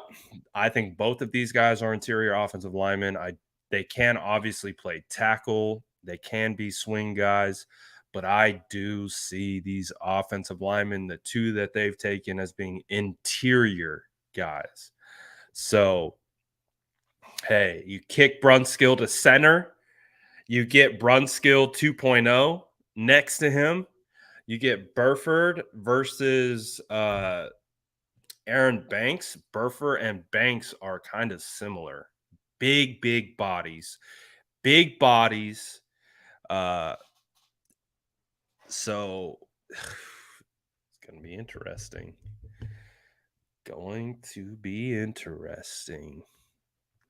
Alfredo Gutierrez. So I'll say this about Alfredo Gutierrez. Alfredo Gutierrez, he got 3 snaps all of training camp. 3 in team period. 3. One of them, I think 2 of them were penalties. So, and again, I've talked about it. One of the biggest takeaways from training camp, my first training camp, actually like evaluating and covering and being there day after day, was the fact that it's really hard. You don't get a lot of reps. And especially if you're like third on the depth chart with offensive linemen. They gave Gutierrez 3 snaps. I think 2 of them were penalties. At least one of them was a penalty, and they took him right out. And they weren't consecutive snaps. They literally put him in for one play and then took him out. So I don't know. I think Gutierrez has still probably got a long ways to go. But we'll see. We will see. Shout out Steph. She says, love all the natural light in your new stream room. Me too. It's so nice. I love it in here. I can control the temperature in here. Like, it's beautiful. It's beautiful. I'm pretty excited about it.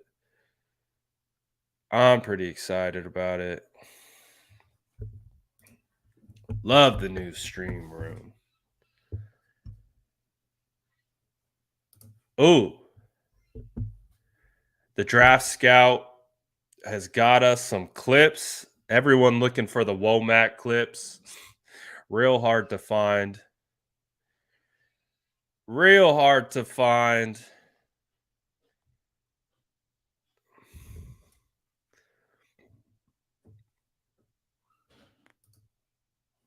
Coach spitting.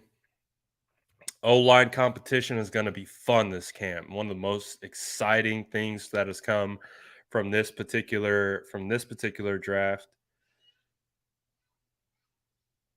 is that this is going to be a competition. There are going to be spots that are up for grabs, all kinds of stuff. What's sticking out is, what do we do at right tackle? Spencer and Zakelj are candidates to be kicked inside. I agree. So is it Jalen? I don't think so.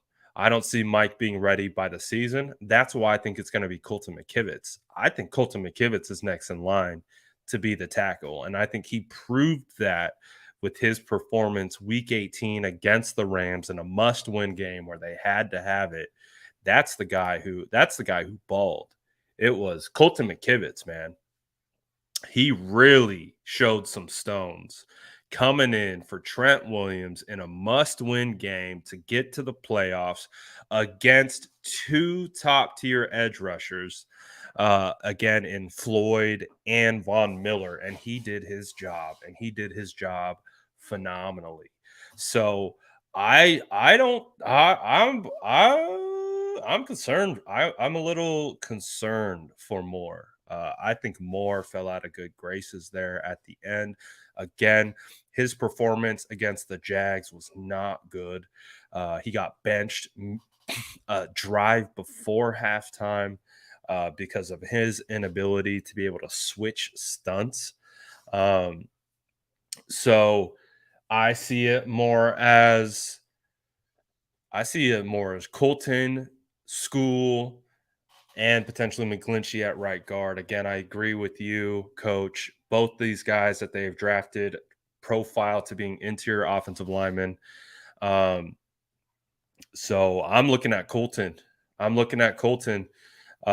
think Colton can be that swing tackle. I think he's earned that because Colton can also play guard, and he can play both left guard, he can play both right guards. Proven he can play left tackle in a pinch. So that to me was a huge confidence booster for me. Yeah. I studied that series because I wanted to see what the hell had happened. I wanted to see what happened with Moore. And it was, so you could see the game plan that they had implemented. Everything was going to the left. Everything was going away from Moore. Everything was to protect Moore. You could see it. Like they knew that they were hurt on the right side, and they were trying so hard to protect him and not put him in a position where he had to be in one-on-one situations or he had to do that. But once it started, getting closer to the end of the game or towards half, the Jags were throwing stunts at them and he couldn't handle it. So yeah, man. But I'm excited. I'm excited about the competition, man. I'm very excited. I think it's going to be an all-out brawl, baby. I don't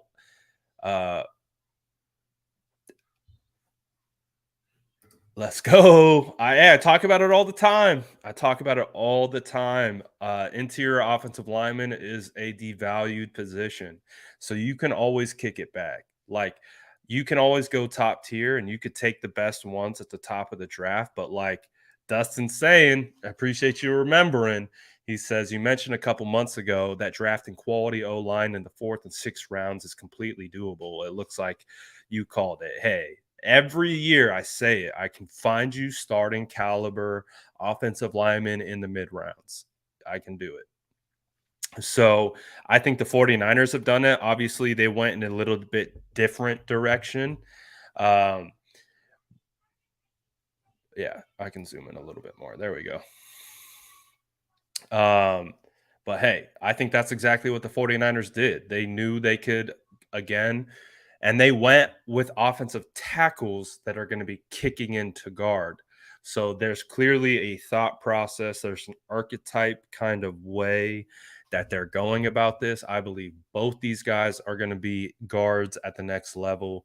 So got him one at 4, got one at 6. And I think again, I look at Z and I see him as Brunskill 2.0. So I really, really like that. I really, really like that pick.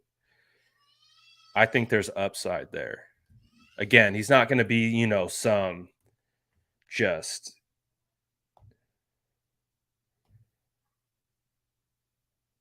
crazy like starter right off the bat, but I like it.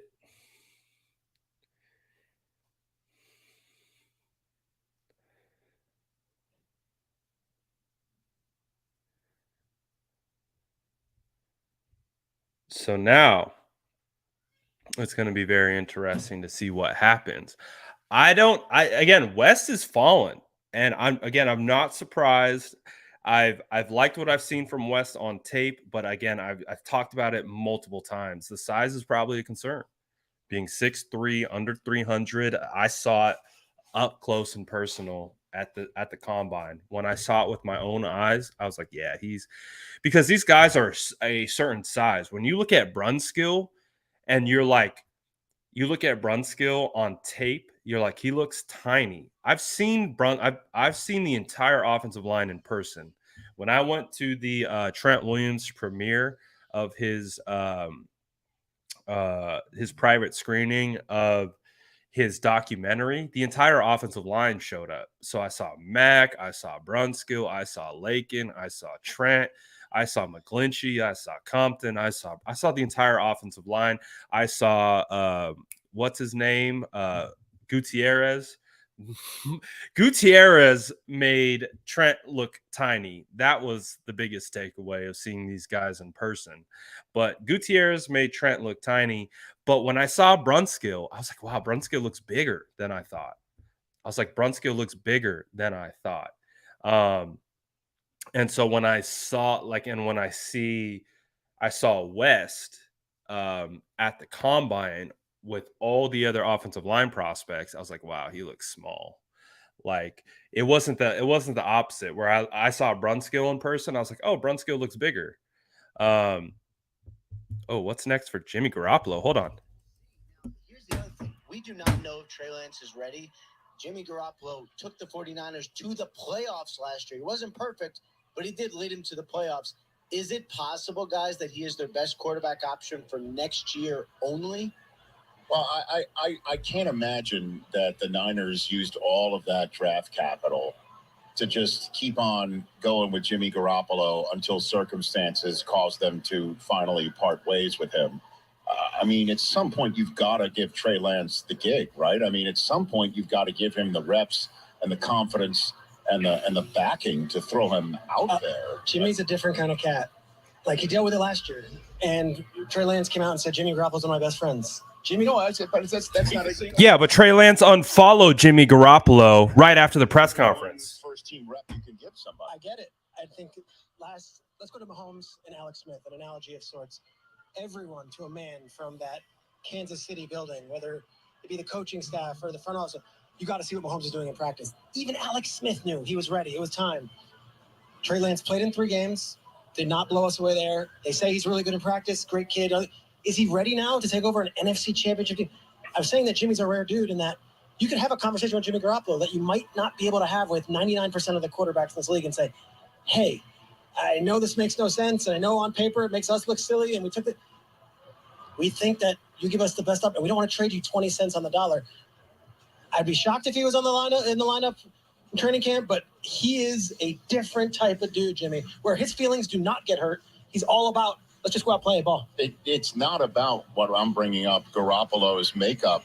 It's about like Trey. Yeah, it's about, and I understand you bringing up Alex Smith and Mahomes. They didn't give up all that draft capital to move up to get to Mahomes the same way that the Niners did. I mean, we're talking multiple first-round draft choices. We're talking about conviction. Correct, right. That they said, we're going to get him, and then they're going to still go into another year saying, well, we'll still Jimmy G it until the wheels fall off. I get him comfortable. You gave him a year to process and learn the system. Some mechanical tweaks I know they've been working on with his delivery. But eventually, now it's been a full year. He needs to learn on the field. That's where you really learn. He did not play a lot of football in college, as everybody remembers. This is 1 year. So to get him an opportunity, 1 year and one game, really, there at North Dakota State. So to give him an opportunity to learn and grow, he's got to play. And I know you can say timelines, they're ready to win right now, and they don't want to forego games while he's learning on the job. This is where you are. I mean, to me, I think he's got to get on the field for this football team. Does Jimmy G have to make up? You know, you're talking about being such a great teammate. If they can't unload him, as you said, for the 20 cents on the dollar and the whole thing, does he have makeup to flip it and be the backup? Does he have that makeup? If they can't get rid of him, can he be that guy where Trey Lance is getting all the reps? Because we know where this train is headed. Can he be that guy? Because I'll tell you this. When he got that surgery before free agency, before the combine, his trade value, his market plummeted. So the Niners are looking at it, and I can tell you that they want Trey Lance to eventually be the guy. But Jed York said it at the league meetings. He said, we had Montana and Young in the building at the same time, and we made it work.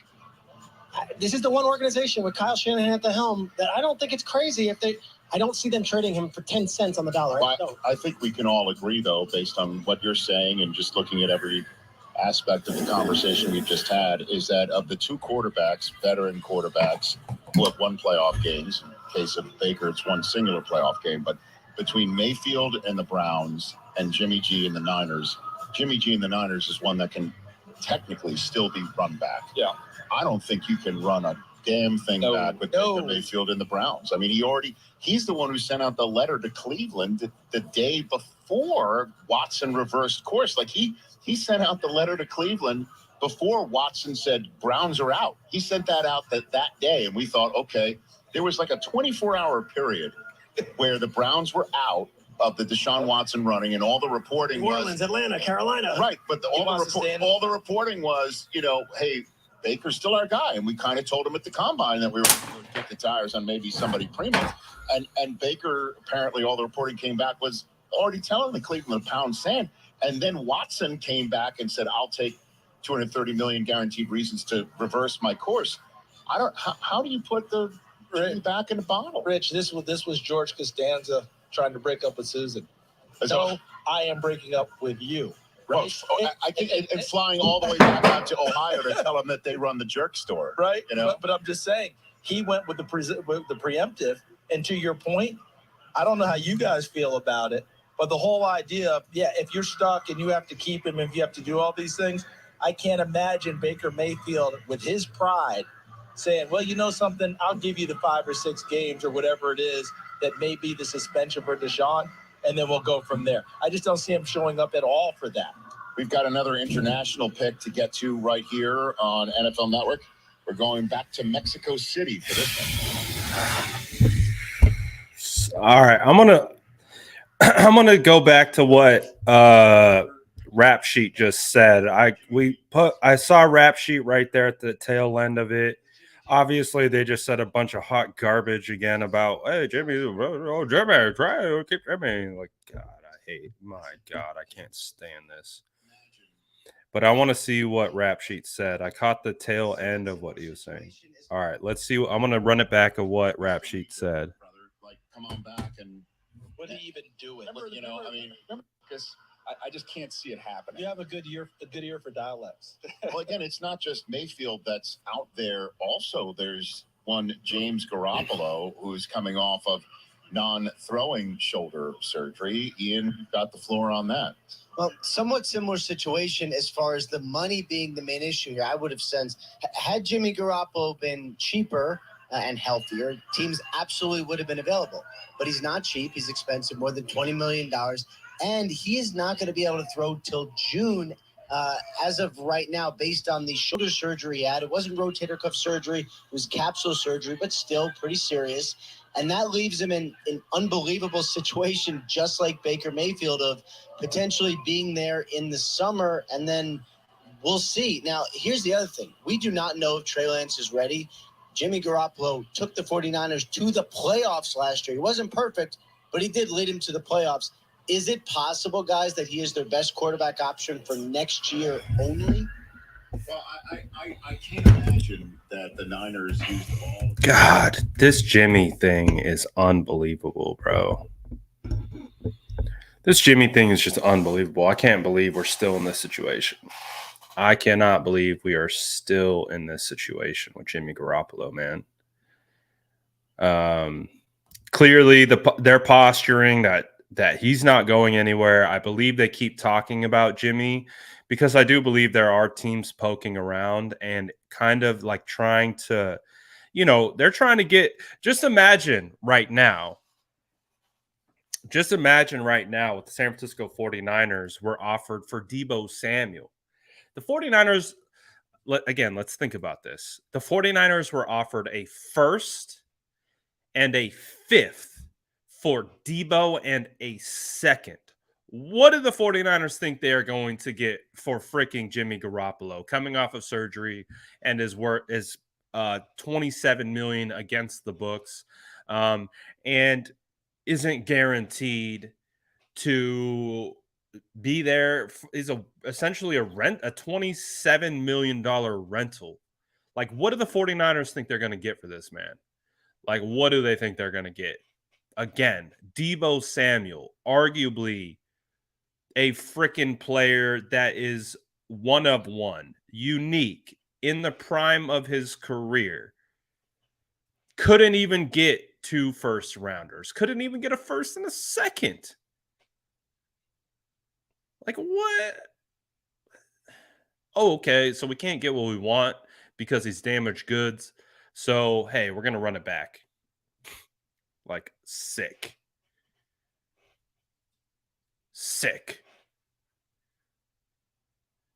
Son of a biscuit, man. I'm tired of it. Tired of it. I believe the 49ers are on the clock.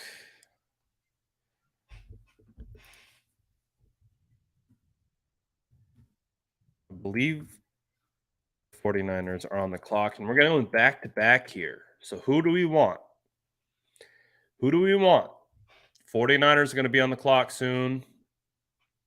They're back to back in the 6th round. Who do they want to go with?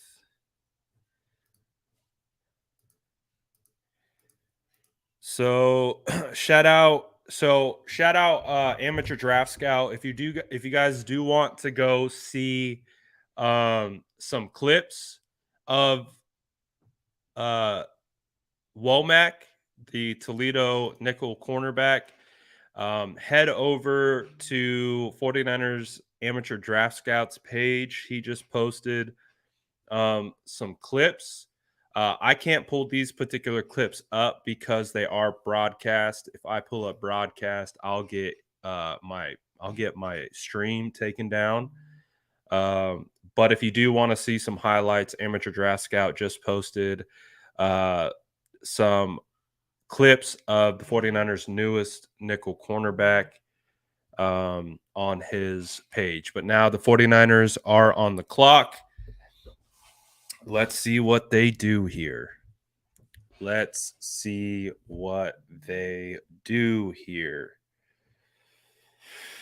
Oh boy. I would like to see them take a shot on a safety. I would like to see them take a shot. I would like to see them take a shot on a safety here.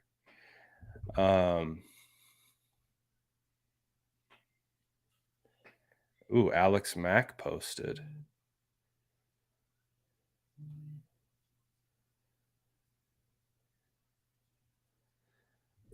Let's see. Where are they going to go?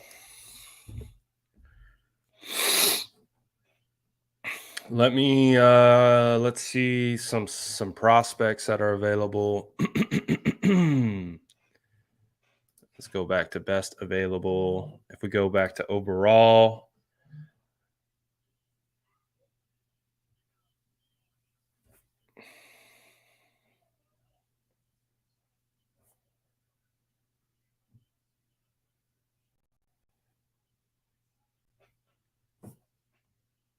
Let's see here. Job, McKinley. So maybe they go safe. If they go safety O-line, I'll be okay.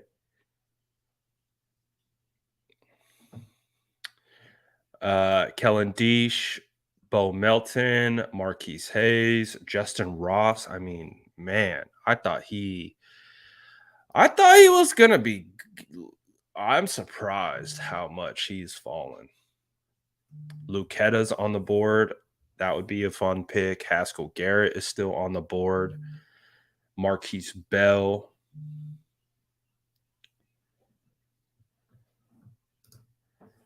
Let's see who else. Stuber, Gunter.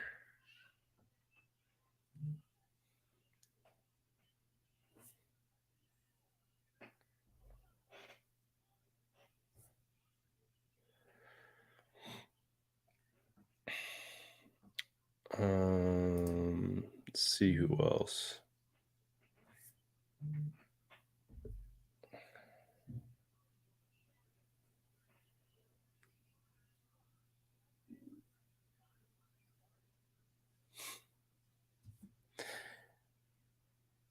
All right, we're going to get a pick.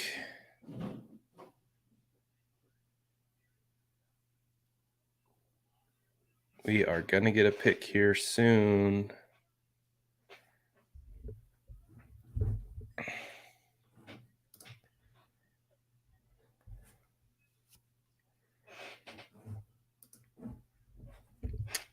Let's see.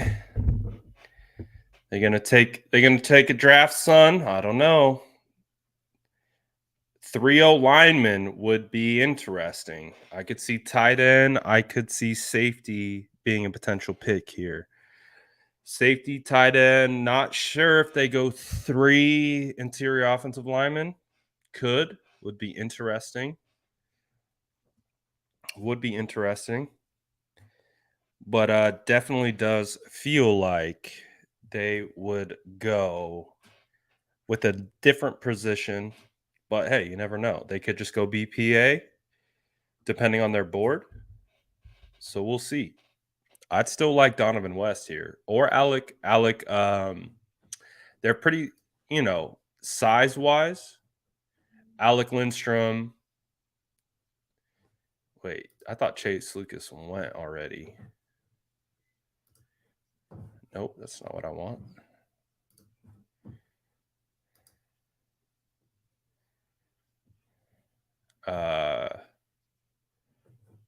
Pretty sure Chase Lucas went. So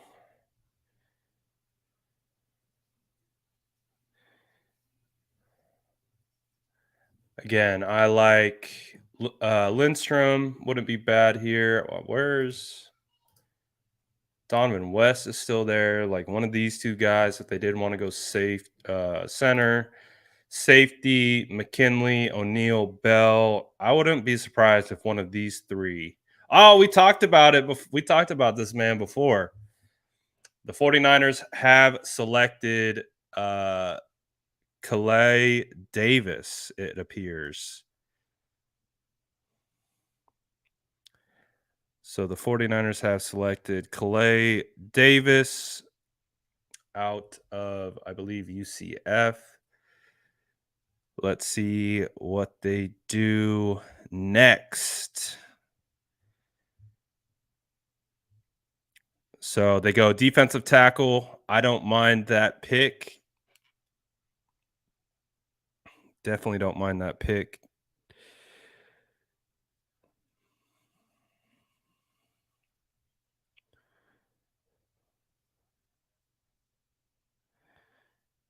Let's see what they do back to back.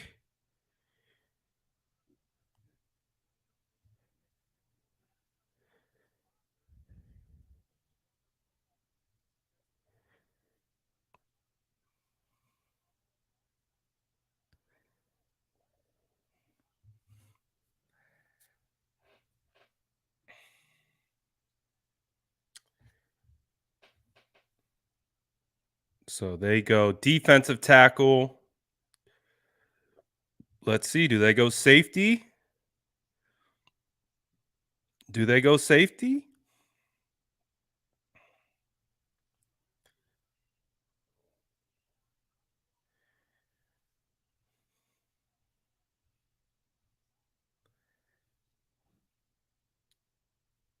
What position you guys think they go next? I just don't.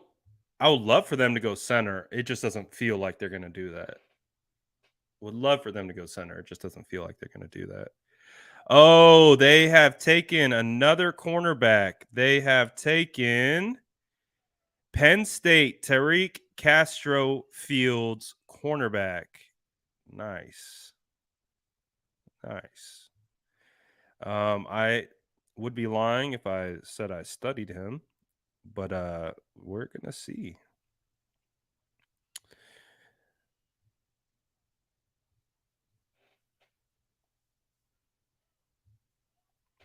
So right there, back-to-back picks, both defensive picks, one a defensive tackle and one a cornerback.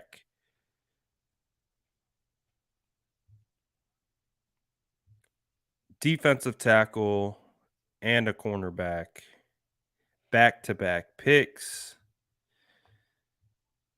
How are we feeling about those picks? We like those picks. I saw someone, I believe, in the chat call out Tariq.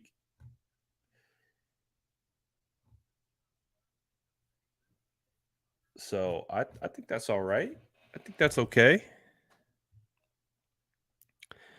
I'm not mad at those picks. Like I said, would have loved West, but I think that ship has sailed. If West makes it, if West goes undrafted and the 49ers could somehow get that boy on the roster, that would be fuego. But yeah, I mean, this dude looks like a dog. I'm not gonna lie. So I'm excited to get into his tape. I mean, you're a Penn State starter. I mean, it's got to stand for something. So Penn State is loaded on defense. So, hey, all right. Penn State's loaded on defense.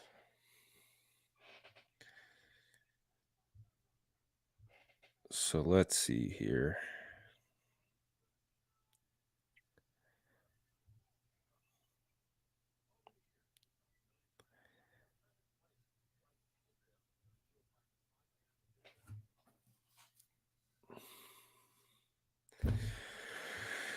I'll see if I can pull up some clips of these two once I get these posts out. Once I get these posts out, we'll do some digging on some clips so we can at least see some baseline traits. Able to get a first impression on these boys, two of the future 49ers, defensive tackle and cornerback. All right, let's see here.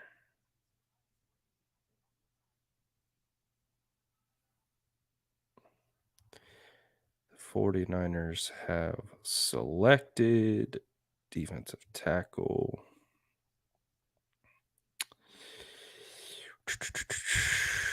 Let's see. Kalia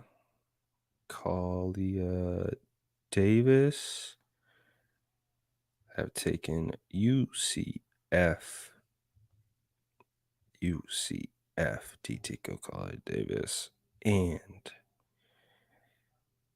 Penn State cornerback Tariq Castro-Fields in back-to-back picks in the 6th round. All right. How we feeling? We like those picks. We good about it. We good. We like it.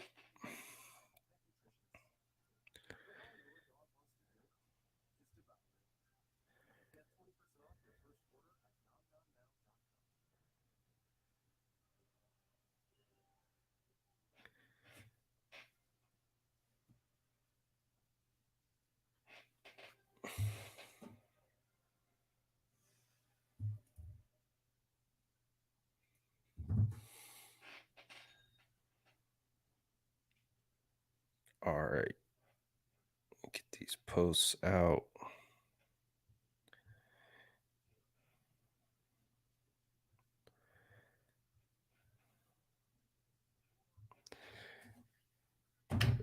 All right. Oh, someone asking about the hat. I got you. Get the hats at residency.com. Use the promo code TheSF9ers. Get you a little discount on your order. Alrighty here. So next up is Mr. Irrelevant. It's going to be a couple picks away. It's going to be a while. Going to be a while until the 49ers are back on it.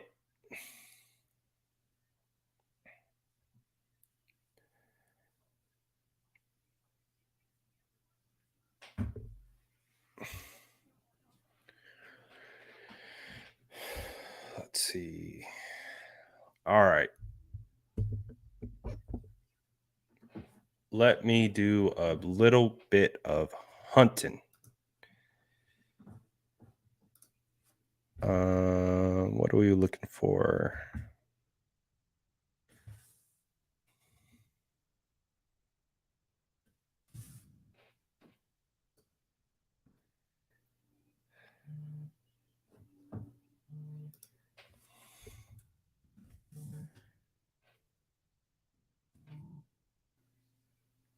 All right, how do we spell these guys' names? I'm not seeing anything on Davis.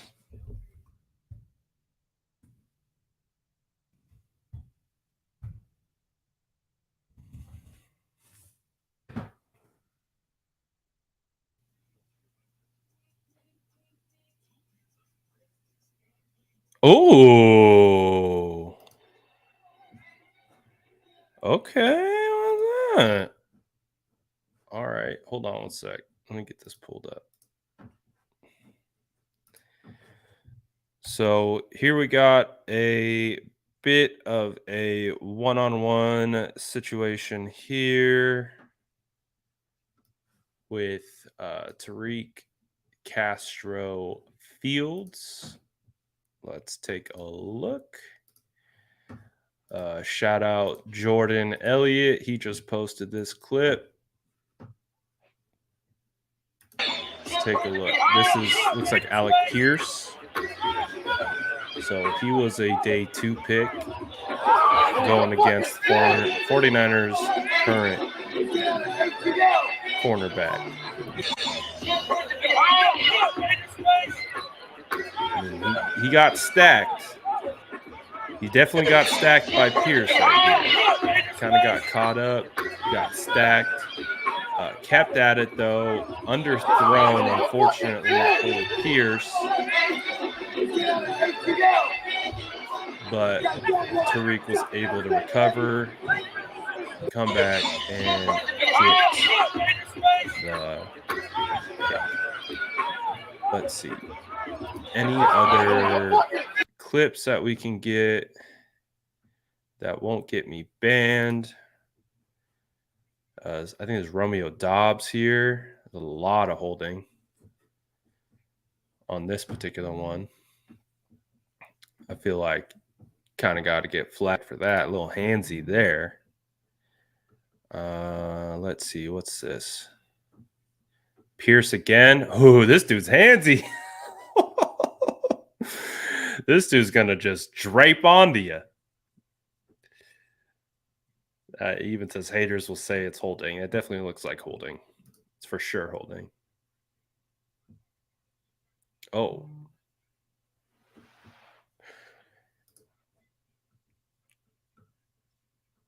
Let's see. What else? He's a handsy son of a gun. He's a handsy son of a gun. Ran a 4.47. It's not bad. Let's see what we got here.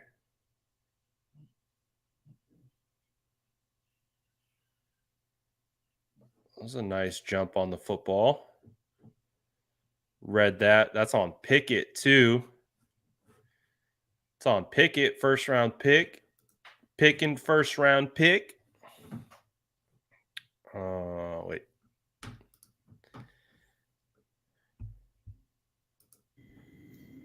Here he is down here. Good patience. Oh, that's not bad. It's not bad. I think there's something to work with there.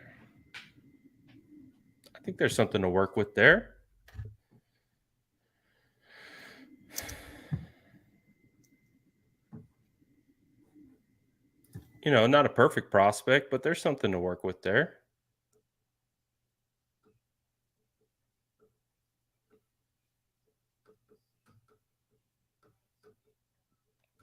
All right, that's Tariq. That's all I could find on him. I don't know. I gotta make sure I'm spelling this guy's name right.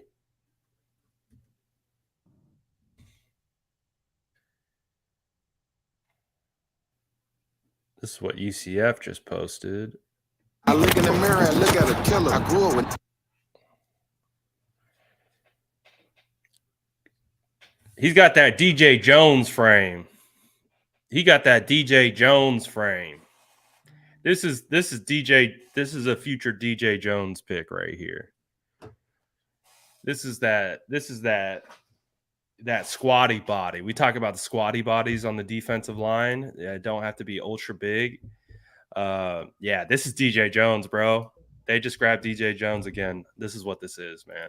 They grabbed DJ Jones. Instantly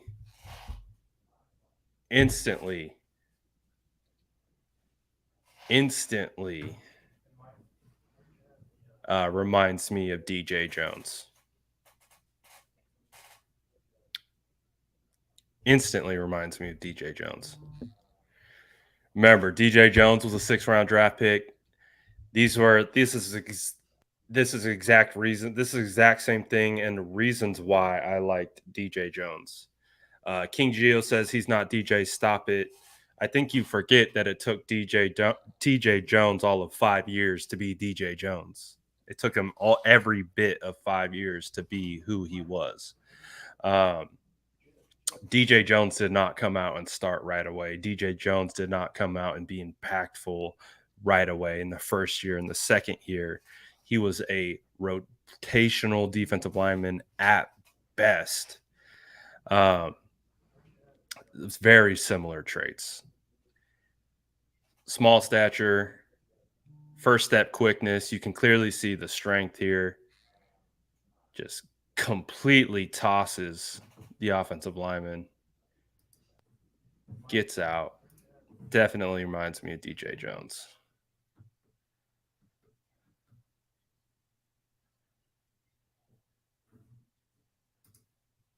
Right here.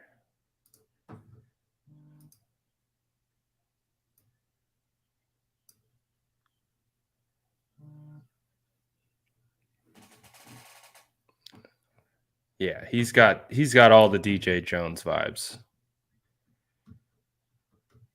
He's got all the DJ Jones vibe.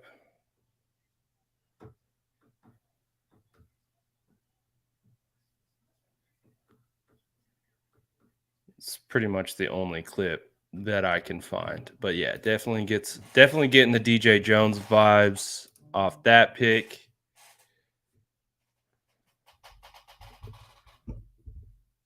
So not too bad. Not too bad. How am I discrediting DJ? DJ Jones was a 6th-round draft pick. My goodness. How am I discrediting DJ? Did you forget that DJ Jones was a 6th-round draft pick? Did you forget that? How am I discrediting him? Did you forget that it took DJ Jones a couple years to be DJ Jones that we know now? Come on. Come on, guys. Let's be smart, King Geo. Let's be smart. No, you can keep him around. You can keep him around. Not everyone's gonna, have that type of mentality. It's okay. Well, yeah, he's not DJ Jones. He's not a $20 million guy. Again, DJ Jones was a 6th-round draft pick, my boy. It took DJ Jones to develop into being DJ Jones. Exactly. DJ Jones was someone I scouted and said someone I liked a lot. That's why when we look at this guy, he has a lot of DJ Jones vibes. Is he DJ Jones? Is this guy going to get a $20 million guaranteed contract when it's all said and done? Who the hell knows? We're talking traits, boy. Pay attention. Pay attention.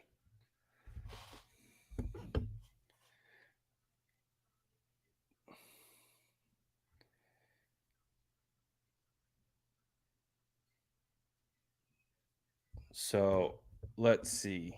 Sea Chickens took Bo Melton. Dwayne Eskridge, Bo Melton. Pretty similar. Pretty similar. So what are we talking about? What do we like about this draft so far? So let me pull up what our haul looks like right now. Let's go. I'll pull up what our haul is. Now we got Mr. Irrelevant coming up for sure. But let's see what we're looking like. So this is where we're at. We got Drake Jackson at 61. Ty Davis Price in the 3rd. Danny Gray in the 3rd. Spencer Buford in the 4th. Samuel Womack, cornerback, in the 5th. Nick Zakelj in the 6th. Kali Davis, a.k.a. DJ Jones 2.0, in the 6th. Danny Phantom, ooh, spice. And Tariq Castro-Fields. How are we feeling about this haul? We feeling okay? We feel good? Grade it. Grade what we have so far. Let's see your grades. Drop them in the chat. What are you grading this particular haul right here? You happy with it? You think we did a good job? King Geo, my boy, if you're not familiar with the draft process, you comp guys. If you're not familiar with that, you comp guys. Pay attention. Stick around a little bit more. You might learn something. So far, C+, B-, B-. We got a B. We got a C. We got a C. A C. We got an A. We got a C. We got a solid B+. We got a little underwhelming draft. Drake and Gray. Like the Drake and Gray pick. Everything else is grade B-, C+, B-, B. We're getting a D over here. We got a B. Been disappointed with our staff lately, especially this offseason. We got a B here. B. B++. B. B+. C-, solid first 4, B+, solid B, C-.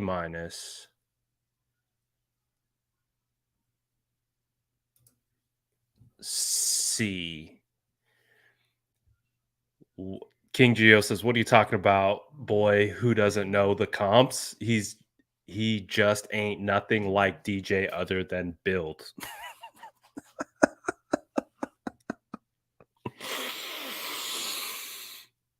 King Geo, just stop, bro.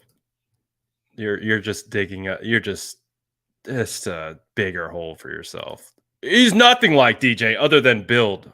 Where do you think comps come from? Build. Where do you think comps come from? Build. Play style. That's part of the archetype.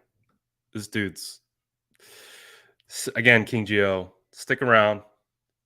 You'll learn something around here. But hey, might want to zip that lip a little bit. Just saying. You keep going if you want. Solid C. Andrew says D. Strong positions just got stronger. Didn't address weakness. B minus. Solid B. Chasing Gold says Mel Kiper just said Davis would have been a second or third rounder if he didn't get hurt. Yeah, I mean, that's kind of what I see. You see a guy who, again, squatty bodies. We like squatty body defensive tackles that can move quick and have strength. What was DJ Jones? He was a squatty body that had first step explosives and strength. Sounds like a comp to me. Oh, that's not a comp. That's not a comp. Oh my God. We got a C++ because most of these picks will learn to code. Interesting. So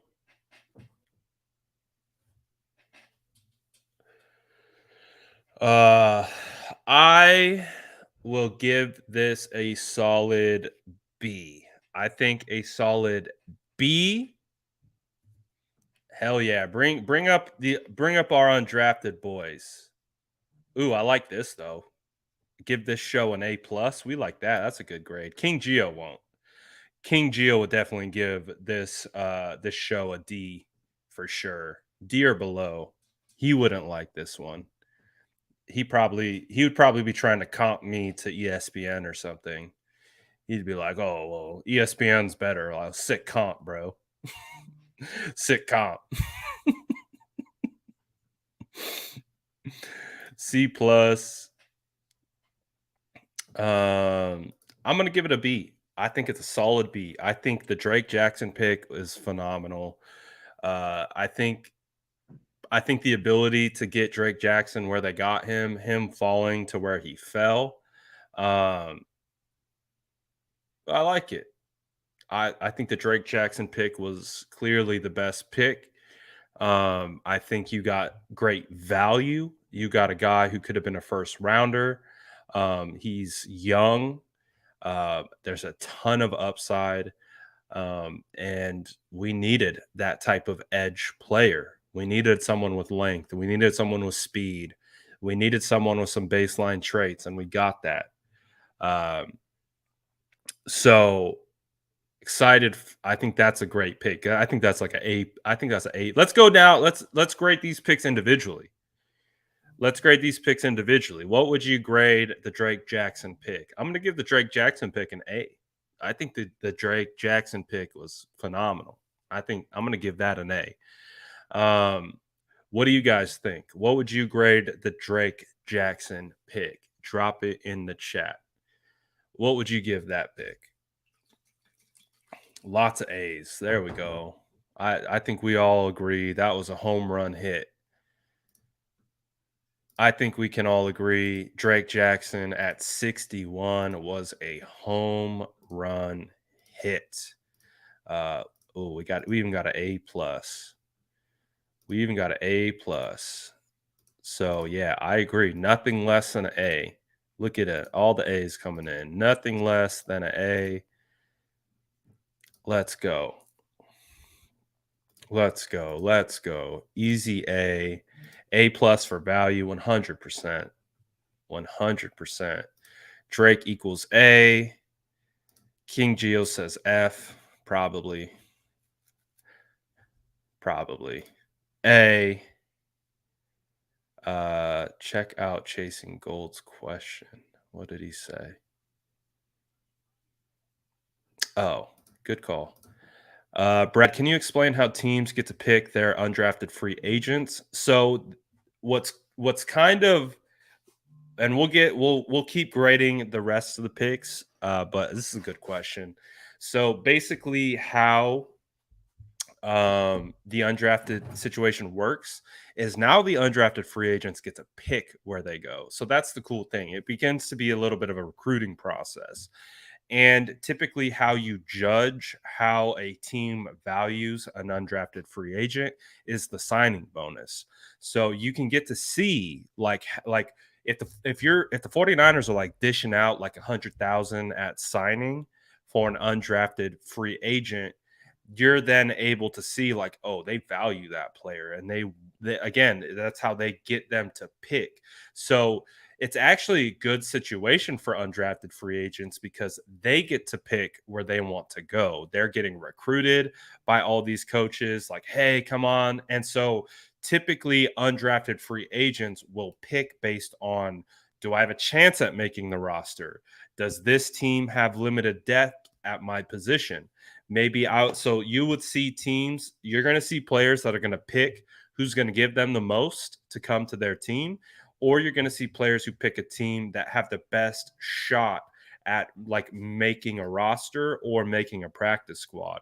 So now that undrafted free agents are going to be kicking up here pretty soon, it's basically like a bit of a recruiting session where the undrafted free agents get to choose where they want to go. So it becomes a situation where teams are looking to basically swoop up guys and recruit them. So I'm excited about the undrafted free agents. 49ers always do a phenomenal job with undrafted free agents. Again, look at Emmanuel Mosley. He's the shining star of the undrafted free agent class. Look at guys like Jeff Wilson. Look at guys like Matt Breida. The 49ers have historically done a pretty good job with undrafted free agents. So not bad. All right, let's get back to the grading system. Aziz, great call. How could I forget Aziz? Aziz has become a shining star of the undrafted free agent group. Great call on the Aziz pick. All right. This I think is going to be an interesting one. I think this next grade for this player is going to be a polarizing one. And I'm very interested to see how the group feels about this. So we're back to grading. Drop your grades in the chat. Give me your letter grades for running back, Ty Davis, Price, LSU in the third round. Drop your grades in the chat. Extremely curious to see how you guys feel about that pick. I think this is going to be, well, it looks like this is about what I was expecting.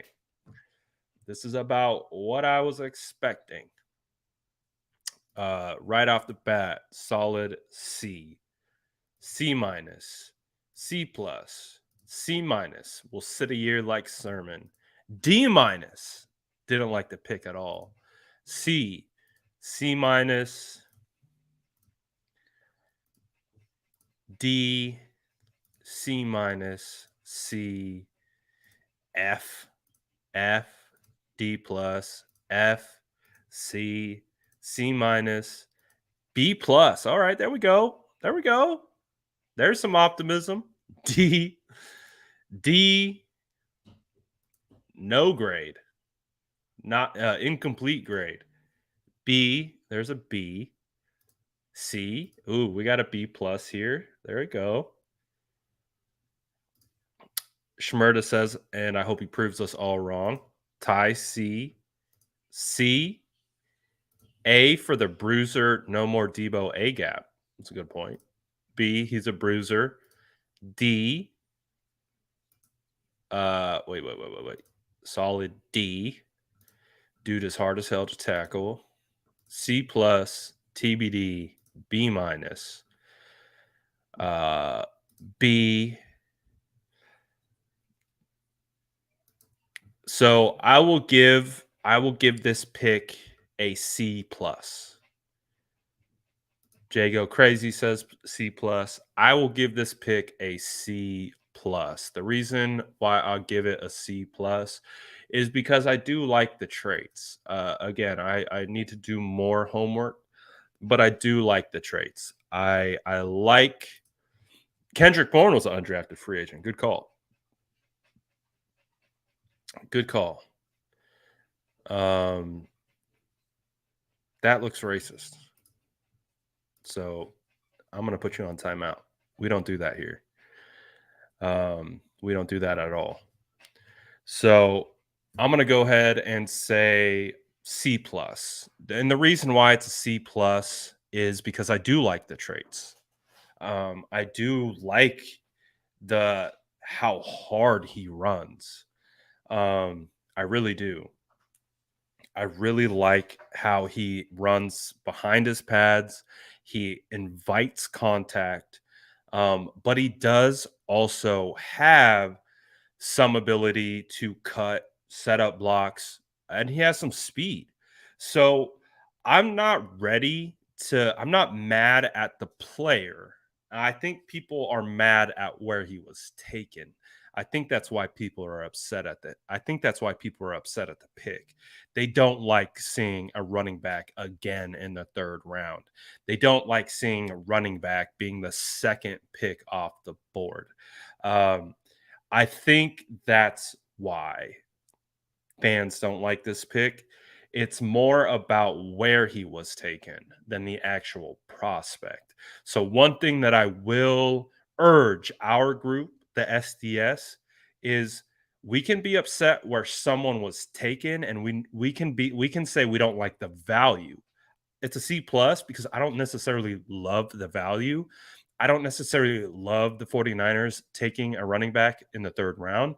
So I can say that I don't necessarily love the value in which they took TDP. However, I can look at the player and say, I can understand why they took him. He looks like a serviceable player. He looks like a guy who runs hard, and we need that right now. If you look at Elijah Mitchell and why Elijah Mitchell was successful, he kind of looks like a bigger Elijah Mitchell.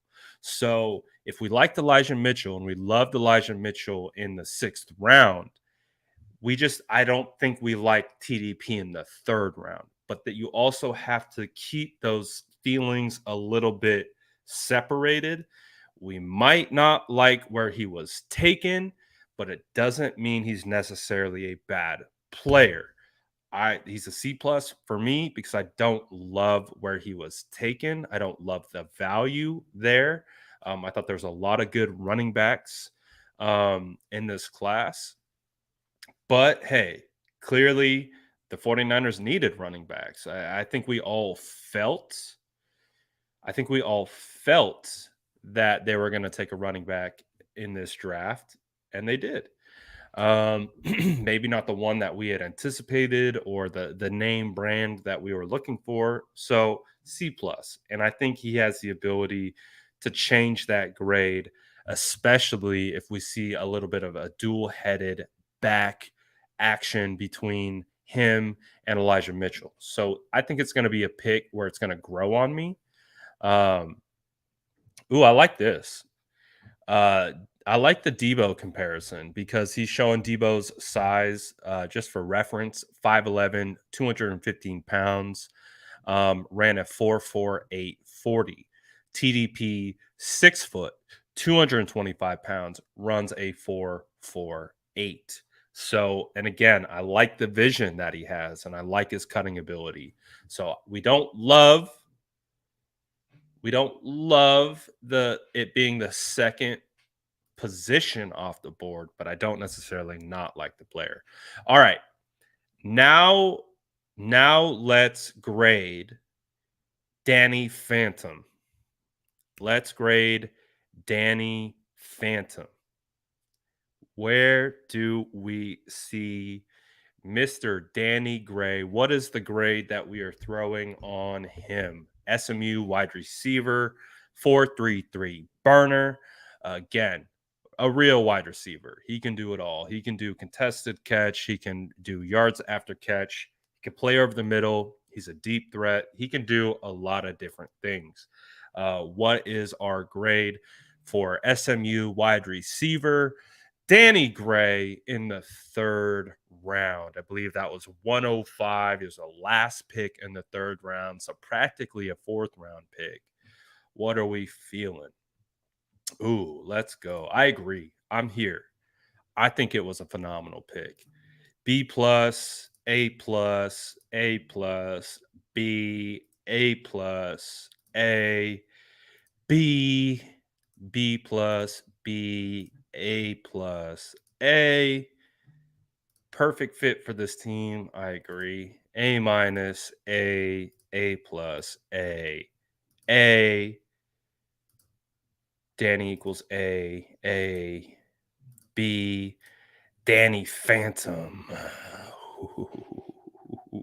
Ooh, I didn't know this. Danny Gray was the fastest man at the Senior Bowl at 23.7.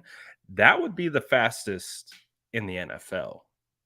I didn't know that. That would be the fastest time. That would be the fastest clock time in the NFL. I think Mostert holds the record at like 23 flat.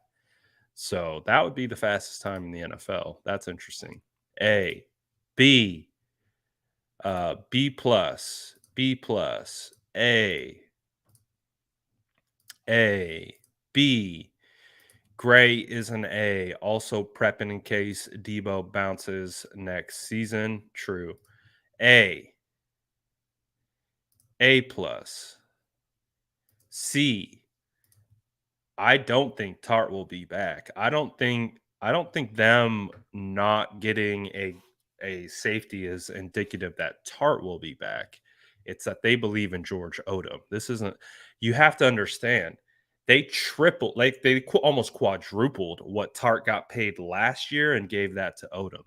I don't think they're not bringing Tart back. And if they are, it's going to be in a pinch.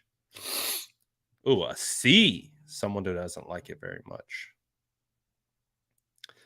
Ooh, underrated comment.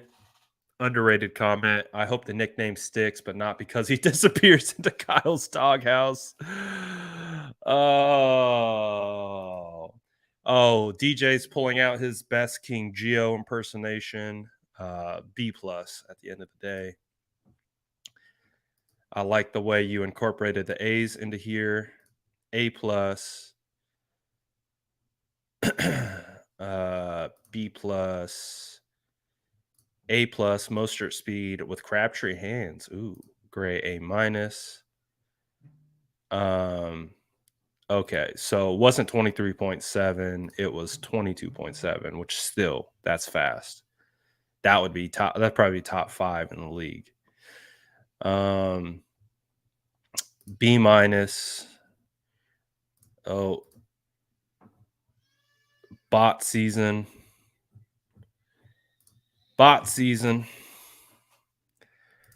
B. I wonder if we'll get our pimply boy back. Oh, hey, guys, how's it going? Oh, look at this broad guy. He's a chunky monkey. I'll miss our guy. I guarantee you he's probably lurking in the wings, too. About to create a new, he's creating a new profile as we speak. Hopefully we'll see him back soon.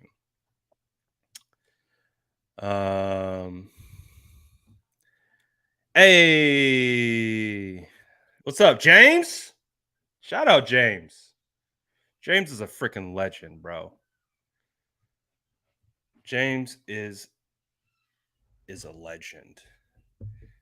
Hope you're doing well, James. Good to see you.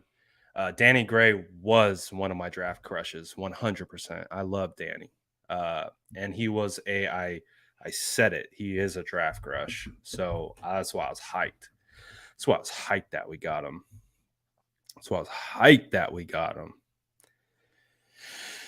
So we love it. We love it. So it does look like we all agree. We are very happy about the Danny Gray pick. Spencer Buford. Let's switch gears to the offensive tackle / offensive guard at a UTSA.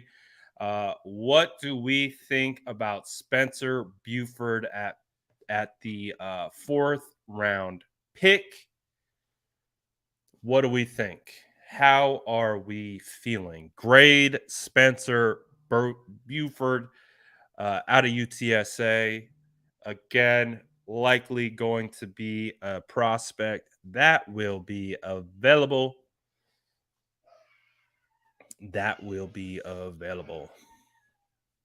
What do we think?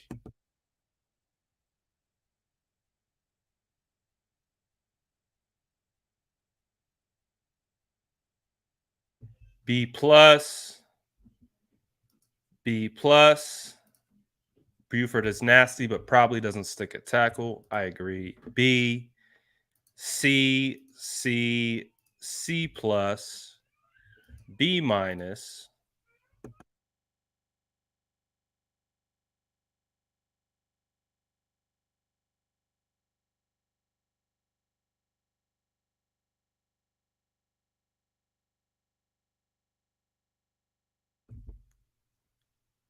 C, Spencer, C plus.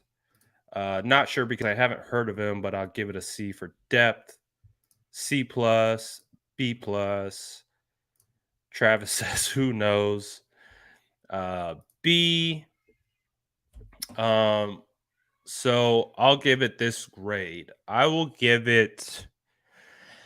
I'm warming up to it. I did not love it right off the bat. Again, I didn't have a phenomenal first impression of him. I'm very particular with the type of offensive lineman that I like.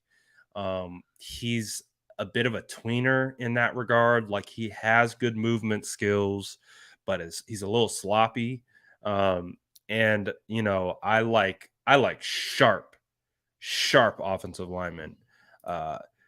Technically sound offensive linemen, feet crisp, not sliding off blocks, stuff like that. So my first initial thought was, I'm gonna have to warm up to this pick again. I have to watch more. I started watching Spencer before the draft as part of my process, and I'm gonna be honest, I didn't love it. I turned it off. I turned off the tape because I didn't see it as a fit.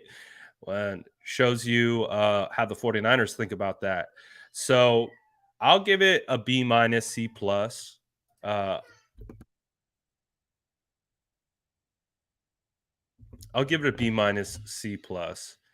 My goodness.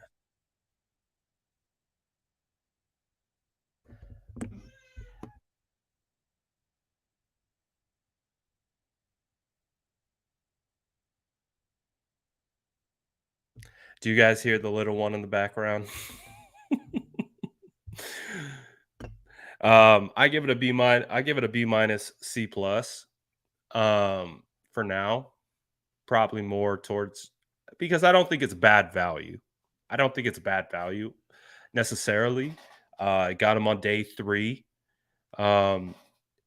Might be a guy, that you, again, first thing I saw is like, you're going to kick this guy inside. He doesn't have the technical side of him that I need for my tackles to be able to play in space. He does struggle with speed. But again, you kick him inside, he's still explosive. He moves very well for his size. I think he's got some technical things that he needs to adjust and he needs to get better at. But there's upside. He's an upside pick. So I think he has baseline. I think you like the traits that he has, but you can still build on top of those traits. You can still build the technique that you want. And so it could turn out to be a pretty solid pick, especially if you're learning from guys like Trent Williams, can help you out a little bit. So we'll see, man. But I think it's an okay pick. let's move on to the next pick. What do we think about Sam Womack out of Toledo? Is going to be a nickel cornerback for the 49ers. Grade that pick below. What do you think that is going to look like? What would you grade it? Again, the 49ers go back-to-back years with they go back-to-back years with nickel corners in the 5th round. Again, they took Diamador Lenore last year. They come back and now take Sam Womack out of Toledo. Drop your grades. Did you like that pick? Did you think it was a good pick? What would you grade it based on fit? Where you see holes with the team? Where would you put it? So far, we got 1 B. That's it. No one else wants to grade. Just 1 B. C minus, but have not seen much tape. Again, 49ers amateur draft scout, who is a great supporter of the show. He posted some highlights. So if you want to head over to his channel, he posted some clips. I can't show them because they're broadcast clips. But if you guys do want to go look, he posted some. Womack B minus. C basically is I don't know, don't really know. B, corner depth is always welcome. C minus, loafer in the run game. C plus. Gio's throwing a C minus. B minus. C. Justin says B. They needed nickel. C. C minus. B minus. D doesn't tackle, which is going to be interesting because if you look at our nickels, the nickels that we historically have had, which has been K'Wan Williams, he's a phenomenal tackler, and he is very active in the run game. So we're going to have to see C plus from Hugo. So right around the same category right there. Again, I don't know. It's a bit of an incomplete. Got to watch more tape. Again, if you do want to watch some of his clips, Amateur Draft Scout posted some onto his channel. So feel free to hop over there to look at it a little bit more.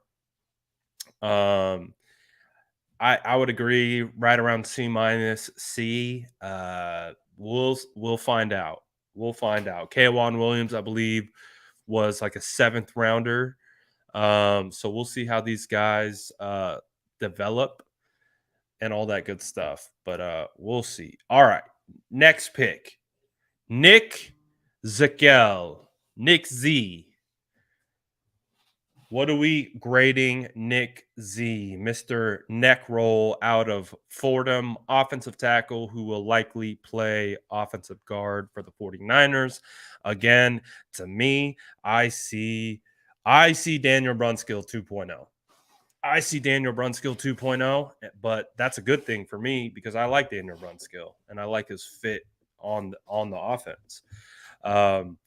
And so when I look at him, I see a guard. I don't see a tackle. I see a guy who's going to be a guard at the next level, but great size, 6'6", 316 pounds, moves very similar to Daniel Brunskill.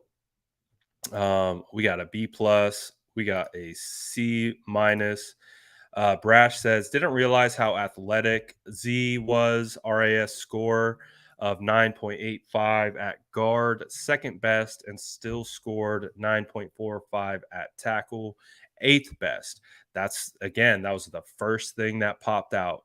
The very first play that we saw from him, his athleticism was the first thing that hopped out.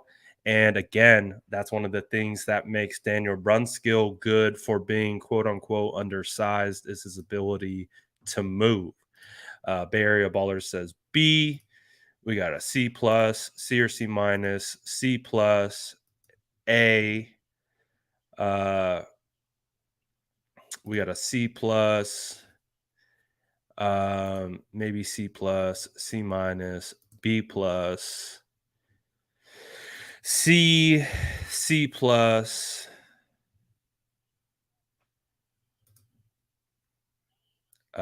He pancakes a lot, but got it to C, B. So I haven't seen enough. I can pull baseline traits. Again, I like the baseline traits that he provides. I think there's a vision for him. Again, Daniel Brunskill is probably going to be his last year. And I see this guy being a guy who can slot in and play very similar to the way Daniel Brunskill plays. So I actually like this pick. Considering it's a 6th rounder, I'm going to give it a B. I think it's a solid B. I think this is a guy you could develop as a guard. Again, I love the movement ability that he has, and then the neck roll. I'm sold on the neck roll. So love the neck roll. I like it, and I can't wait to watch more. But based on my first impression, like the movement skills, like the archetype that he provides, love the neck roll. B, solid B. Really, really like it. And now let's get to our 6th round picks. We got Kalia Davis out of UFC, defensive tackle. This is a guy who tore his ACL in October. So he is an ACL prospect. Obviously fell a little bit, probably due to the injury. What would you grade this particular selection? I saw someone say in the chat that DJ said they thought he would be a 2nd or 3rd rounder if he was healthy. Again, despite what King Geo thinks, I'd see a guy who reminds me right off the bat of DJ Jones in regards to squatty body defensive tackles that aren't only strong, but they're quick off the line of scrimmage. I love those types of defensive tackles. So Geo's given a D, C, B minus, B plus, B. This guy. C, B, C minus, C for defensive depth, C plus. We got double D's apparently. B plus for a 6th rounder. C plus.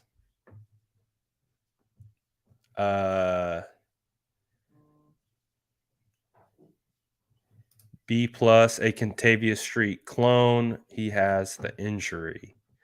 But Contavious was a 4th rounder. So I love that he's not a 4th rounder. C, B. I like the pick. I like, again, the value. I like the value. I like the baseline traits. I need to watch more, but I'm going to give it a B too, especially if he's an injury prospect who's going to need some time.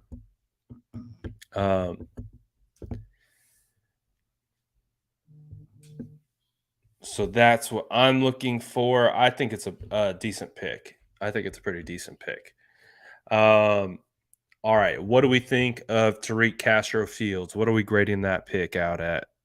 What's that grade? What do we think of the cornerback out of Penn State, taken in the back-to-back 6th round selection for the 49ers? How do we feel about that? We got B, good 6th. B has upside if he can stay healthy, but for a 6th round, it was worth a shot. B plus, steal, B plus, B plus, C minus, B minus, O plus for outstanding. I like that. He's going to be a solid B, C plus, bit of an injury history. Paul says I gave him a B. How about me? Again, I need to watch more. I haven't studied him. Again, pulled some of the baseline traits from some of the clips that we watched. Definitely very handsy from the things that I've seen. But he does look like he has great size. And he does have the ability to be physical and be feisty. And I think that's a prerequisite to be a cornerback. And just because, he's also not Josh Norman. So that's a huge plus. He's not Josh Norman. So he gets a whole letter grade bump just for not being Josh Norman. So we love that. Again, I got to watch more. I definitely got to watch more. But I like what I've seen. I like the first impression is nice. I like the first impression, but I do want to see more before I can give like a real strong opinion. Again, I agree. I like the bloodlines. I like him coming from Penn State. I love the types of prospects that they churn out and that they produce. I think they run one of the top programs in the nation.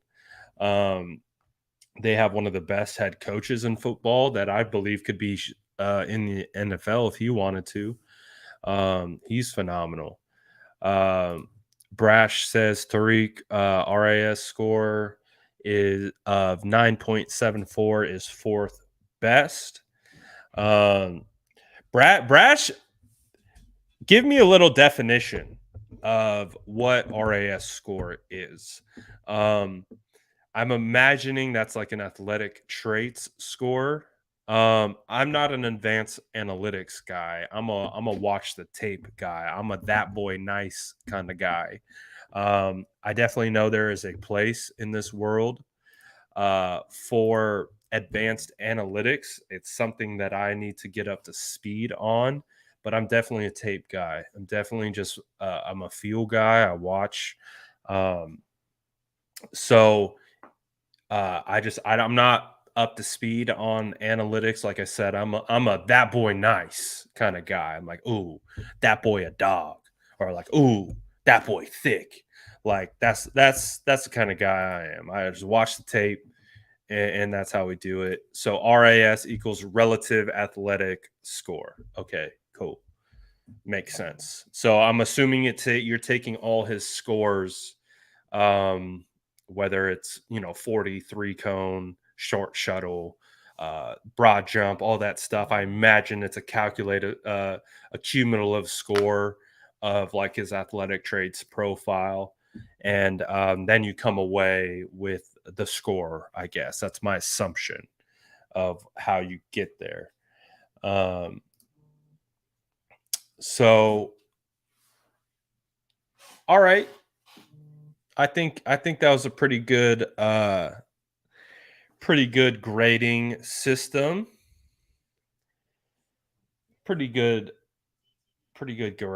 grading system. All right.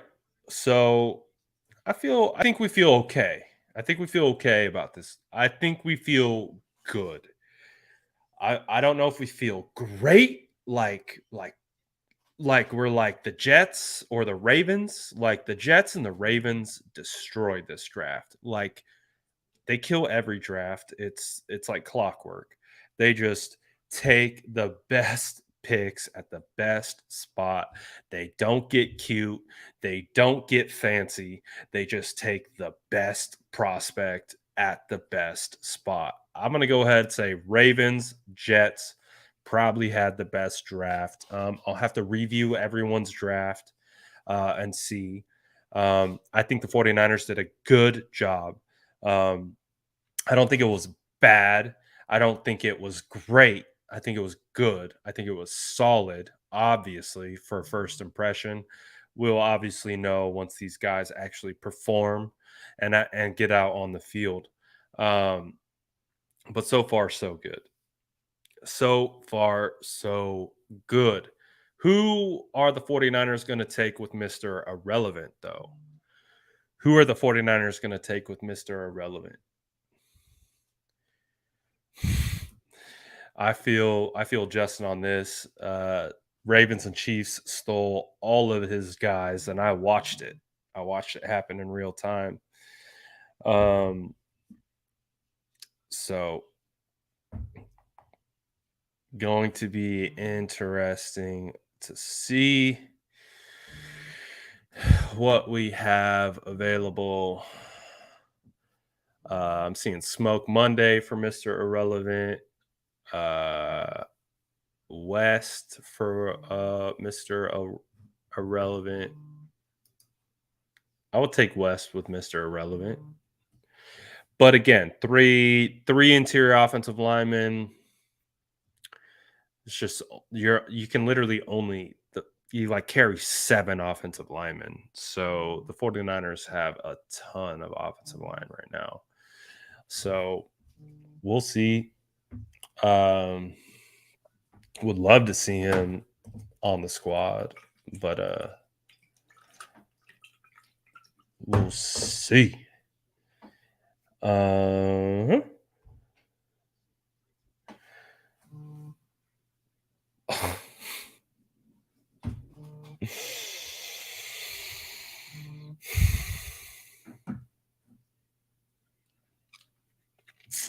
Yes, it's sad detail for now. It's sad detail for now. Detail saw all his boys go.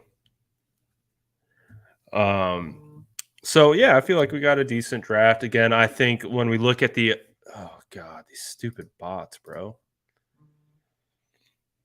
So I think when we start looking at undrafted free agent prospects, maybe we can pull up we could have a little conversation about undrafted free agent wish list. So for I'm surprised JoJo is sliding like this. I'm surprised. I don't know if it's because he's a bit of a tweener. But JoJo sliding, Josh, Verone, Donovan, Deesh, Carson Strong is sliding like a son of a gun.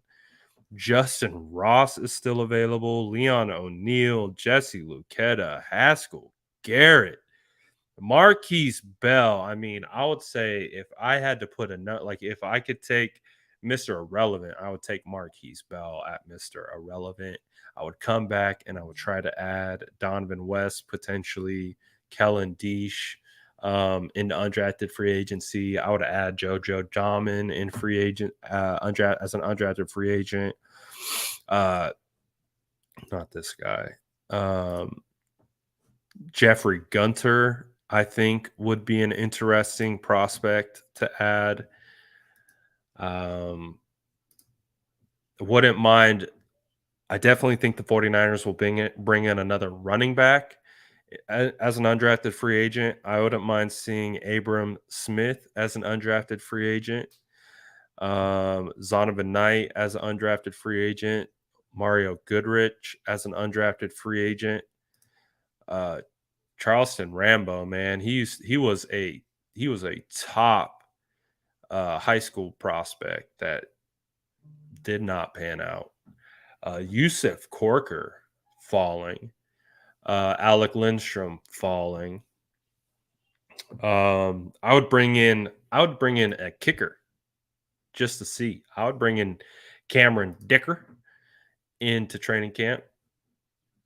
The 49ers are going to need a quarterback. Jack Cohn could be a guy like that. Dejon Dixon, I wouldn't mind seeing. Great size. He would be a fun one just to see, kind of, a little bit of Juwan Jennings vibes, maybe. I think he's a little bit more athletic, but that would be interesting. Let's see who else is sliding. Smoke Monday is sliding. Obviously, I wouldn't mind seeing Derek Deese. Austin Allen would be an interesting. I don't know if Austin Allen's a fit just because he doesn't block very well, which means you're never going to see the field in our offense. But let's see. Give me White Boy Supreme Max Borghi as an undrafted free agent. I think he would fit the 49ers scheme phenomenally. If you got this guy, I think he could shock some people. I wouldn't mind having Max compete for that third down role, like the Jermichael Hasty role. Potential, obviously, practice squad guy. Let's see what other potential free agents. I like Chase Allen. You get me Chase Allen, I'd be okay with that. I think he's a developmental tight end prospect. Would love to see Chase Garbers in camp as that quarterback. To be the camp arm. Getting real thin though.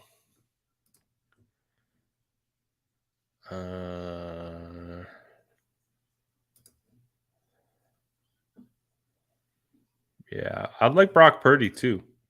Brock Purdy or Chase Garbers. I think they would be nice camp arms. I like Chase Garbers for the camp arm the most. Bring in Chase Garbers, baby. Bring in the garbage man. Bring in the garbage man. All right. Should I hold out? I was going to get off, but should I hold out for Mr. Irrelevant? Should we wait? Should we just wait for Mr. Irrelevant? Because it's actually not that far away. Especially if they can get these picks in quick. It's not that far away. Do you guys want to should we just, I mean, we're 3 hours in. We can hold strong though. If you want me to hold strong, smash that like button. DJ, where are we at with likes, my boy? I haven't been good about the likes today. I haven't been good. Listen to DJ. Listen to DJ.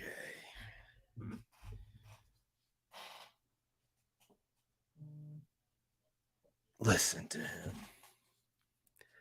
Oh, okay. Ooh, can we get to 200 before Mr. Irrelevant? I think we could. Let's get to 200 before Mr. Irrelevant. We got a Jimmy Garoppolo update. If you missed it earlier, we got the Jimmy Garoppolo update earlier. Doesn't sound like Jimmy's going anywhere.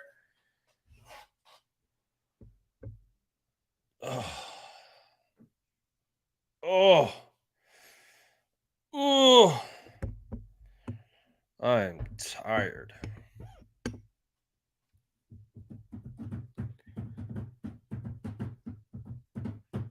All right, we'll wait. It's not every day that we get Mr. Irrelevant, so we'll wait. Well, what?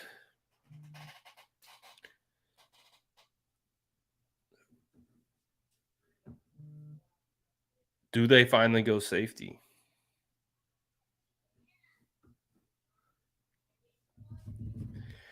That's the thing, bro. Like, I think they're gonna run it back with Jimmy.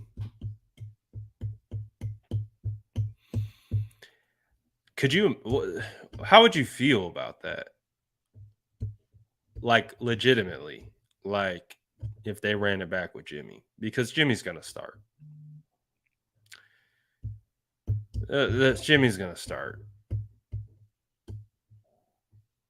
Like they'll start Trey, but the entire locker room will want Jimmy to start. And then because of that, Trey would probably suffer and struggle due to just crumbling confidence from his own organization.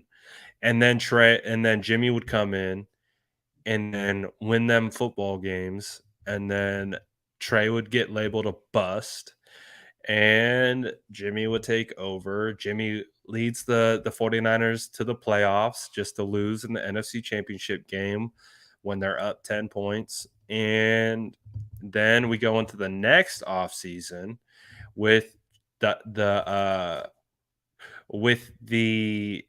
narrative that Trey is a bust.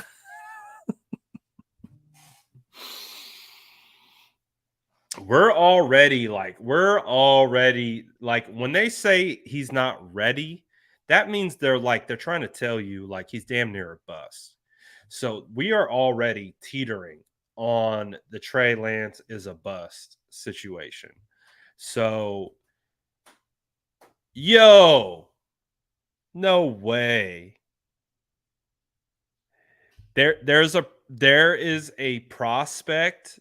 There's a prospect that the Rams just took. His last name is Yeast. Russ Yeast. Could you imagine if the 49ers selected Russ Yeast? Oh, the SDS would be popping. We would have an official like mascot of the SDS, like an official player. Not a mascot, but like an official player, like Russ Yeast, like just president, ambassador of the SDS. That would be funny. So I don't know, man. I don't want to deal with this situation again. Even though the San Francisco 49ers made it to the NFC Championship, which was great and all, I believe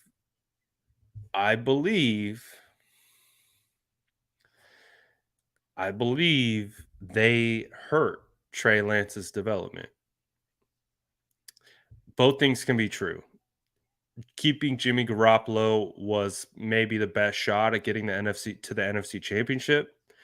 That could be true. But also what could be true is they hurt Trey Lance's development and his confidence. I think they destroyed his confidence. That was the whole reason why I didn't want Jimmy on the roster. I felt like you make that decision to spend all that capital on a quarterback, you have to live with that decision. You've clearly made it a decision to move on from Jimmy. And we saw what the ramifications were of keeping him. You created a divided locker room. Your entire, I don't think there's any, coincidence that the entire offensive staff is brand new. I think it created some real issues.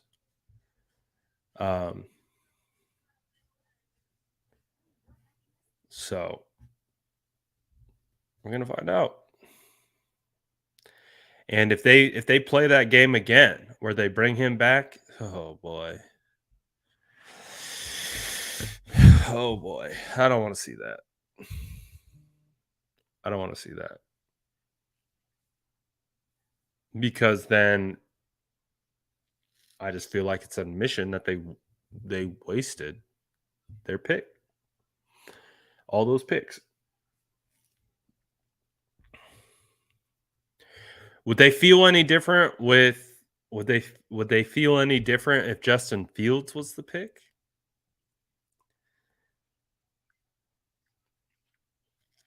Hindsight being what it is, 49ers probably should have stayed at 12 and waited for a draft day trade. Because Mac Jones at 12, I don't think any one of us would have been terribly upset by that. That's the screwed up part, is that if they took Mac Jones at 12, I don't think any one of us would be upset by that. We were upset by Mac Jones at 3. Mac Jones at 12, I was already mentally preparing for Mac Jones at 12. I was like, oh, yeah, Mac Jones is going to be the type of prospect that Kyle wants. Again, great processor, has good enough mobility within the pocket, can throw anticipatory throws, layered throws, and he's clearly a good prospect. I never once said Mac Jones wasn't a good prospect. But when we value prospects, especially at the quarterback position today, we value the other traits, the ability to move, the ability to escape the pocket, the ability to make throws on the run, adding the other element of being able to run, all that kind of stuff. Bro, no one cares. Okay, bye. So Mac Jones at 12, I think that would have been fine. No one would have complained too much about that. but probably should have just sit back and waited.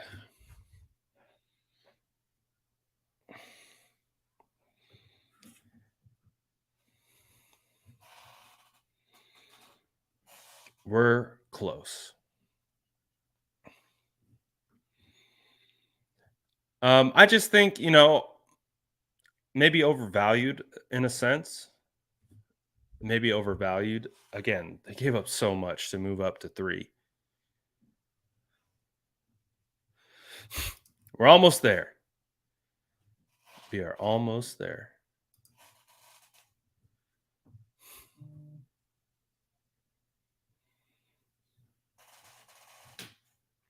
But again, it's just we're going to be spinning our wheels on the whole quarterback thing.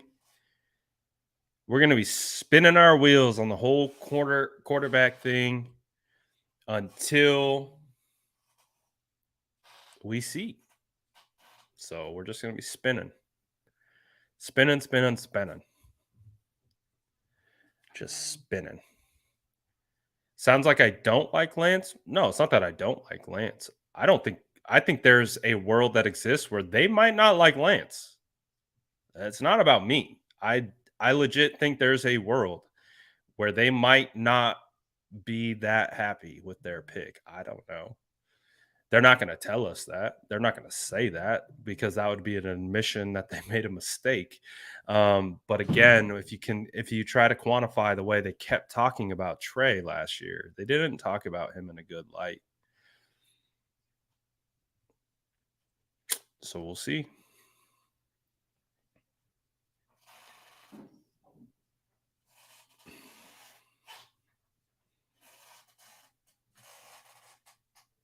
And I think, someone said it's called a QB competition. They didn't run a quarterback competition last year. I was at training camp. I watched it.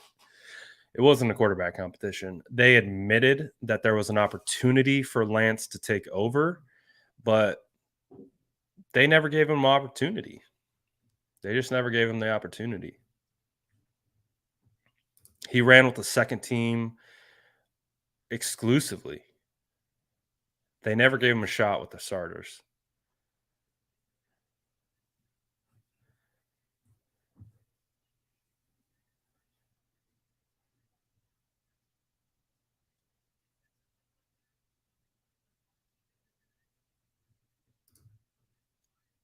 Anyways, we're almost there. We don't gotta turn this into quarterback talk. I'm tired of talking about the quarterback. There's just so many ranges of outcomes with the quarterback. But hey, everything's pointing towards Trey Lance starting. Everything's pointed towards him being the guy, and he better be the guy. You better build the offense around him. You better put weapons around him, and you better make his life easy. Don't make his life harder. Make his life easier. Especially for a young kid. All right. Who we taking, huh? Who's Mr. Irrelevant? Who's Mr. Irrelevant? Who's it going to be?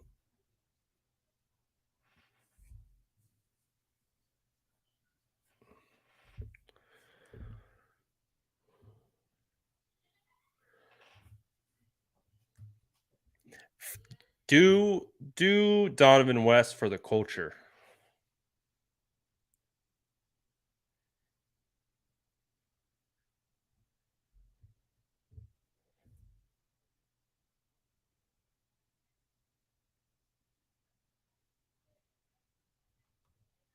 Just draft Donovan West for the culture. Almost 200. Almost 200.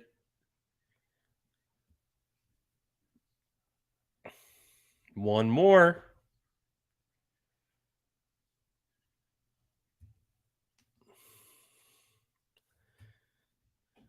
Wouldn't be surprised if Arizona went. Oh, they want Jesse Luketa. I like that pick.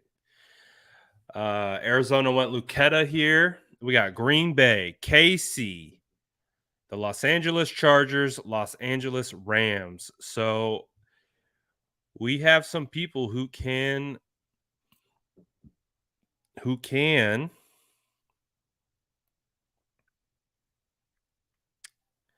take some of our boys away from us. Let's go. We did it. 200. Let's go. Squad. Shout out GL. I appreciate the compliments, my boy. Appreciate everyone who shows love. For sure.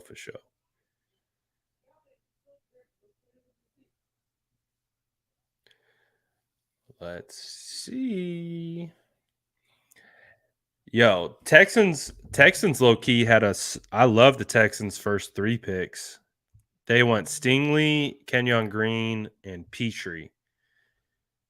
Those guys are fire.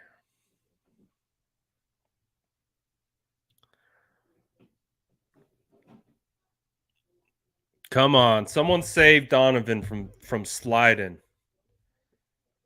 Go west for the culture, baby. West for the culture. Or a safety. I think Marquise Bell is still there.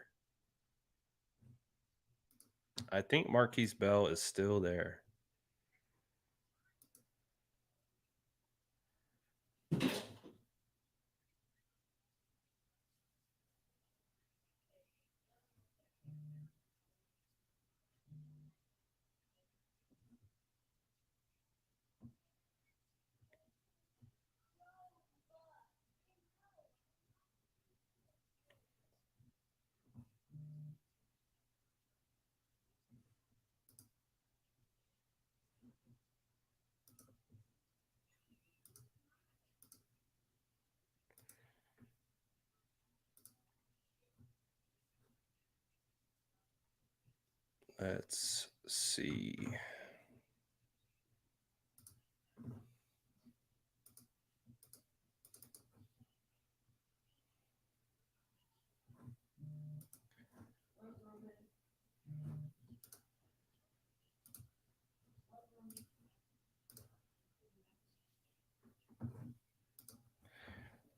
All right.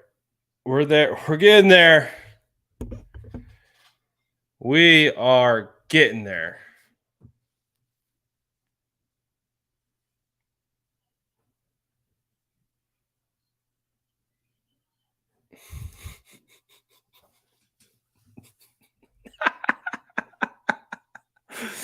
Underrated comment. We got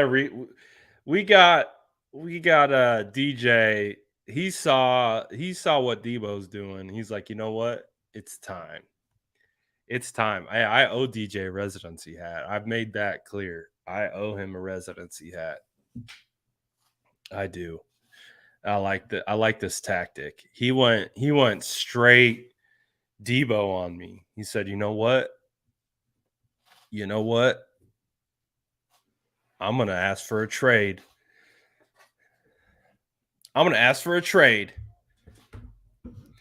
He said, I'm going to trade myself to the Jason Aponte channel.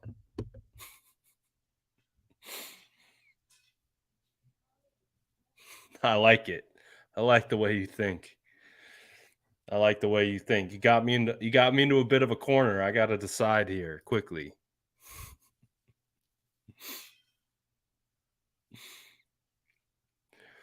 Oh, we're almost there. We are almost there.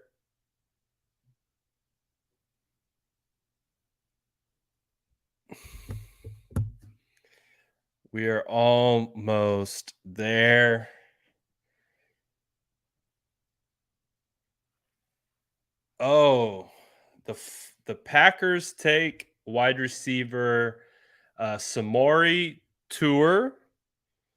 The 49ers were rumored to be have a lot of interest in that guy. So not surprised. Not surprised that 49ers are rumored to like certain players and they get swooped. Let's see. Wait, I'm confused.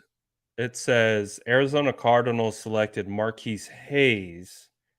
It says the Chargers drafted Jesse Luketa.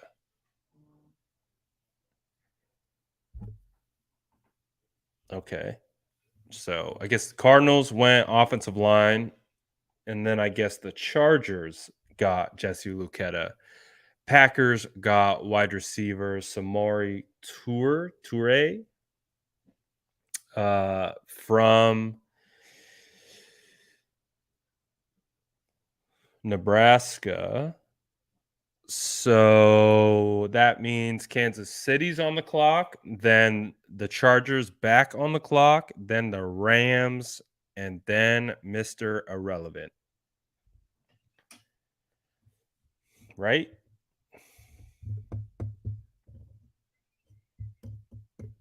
Gosh, we're almost there. We are almost there. Cards had 2 picks. Oh, they're talking about Garoppolo again. Or what Baker's next move would be, even if let's say they wait,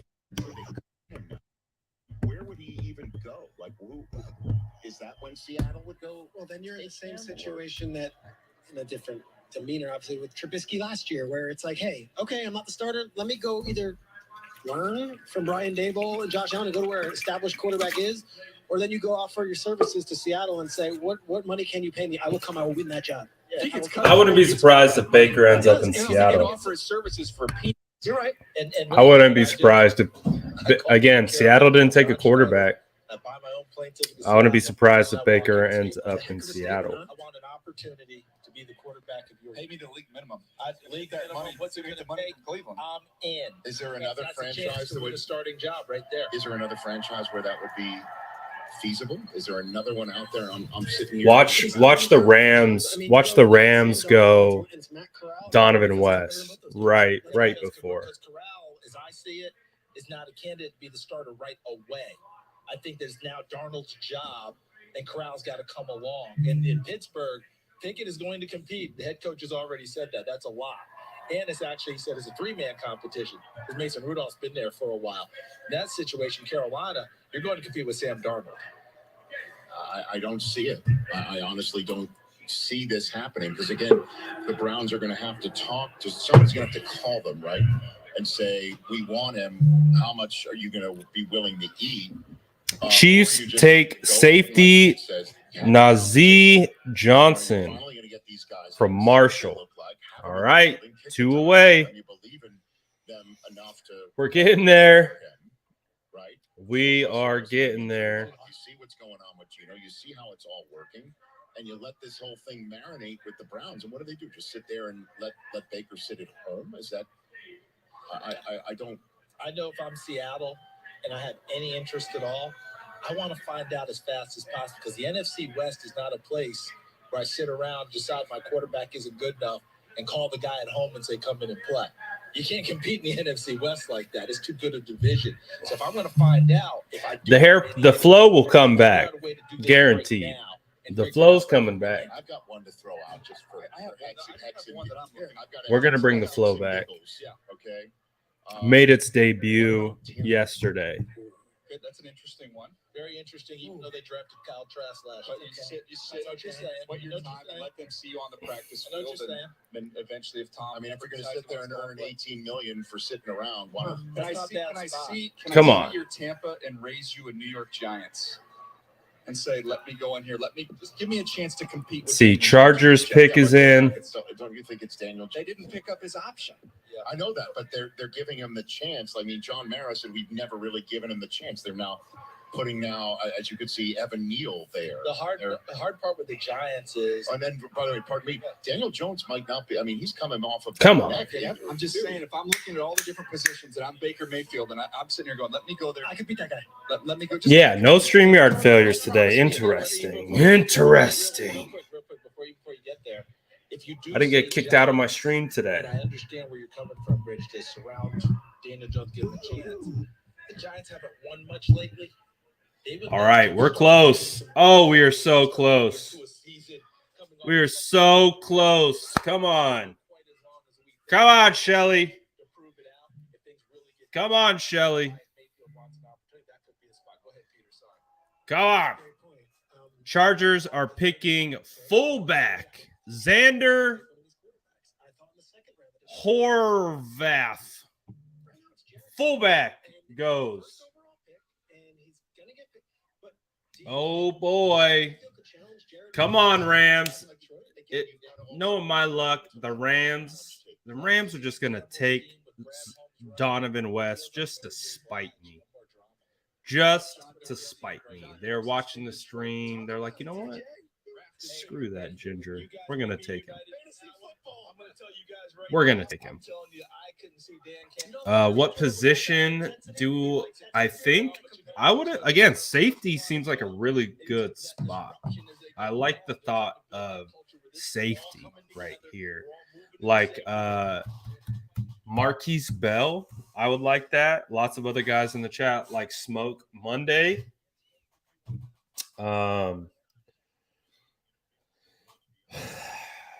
Again, I'm not going to be surprised if the 49ers don't go O-line again. So I won't be shocked by that. But I would love it. Tight end. Yeah, tight end's a good spot. I could see them going tight end. Chase Allen is a guy that I like at tight end. Chase Allen would be nice. A safety would be nice. The 49ers are officially on the clock. We made it. Oh, my gosh, we made it. Get ready, everyone. We're finally here. We made it. 49ers are on the clock. My goodness.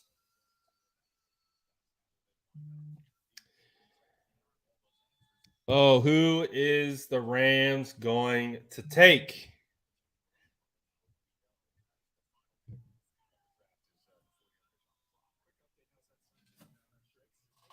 Hey, yo. Hey, yo. OBJ just made a wild-ass tweet. OBJ just made a wild-ass tweet. OBJ just said, breaking news, 19 problems to the Patriots. OBJ just tweeted, Debo to the Patriots. Rams are taking an offensive tackle. But what the hell?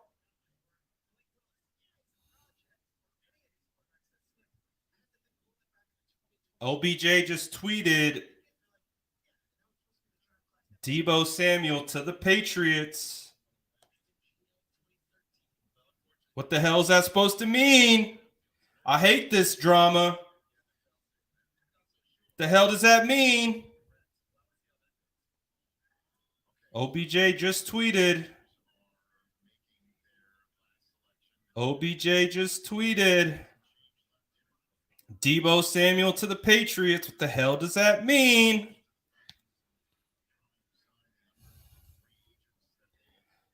What does that mean?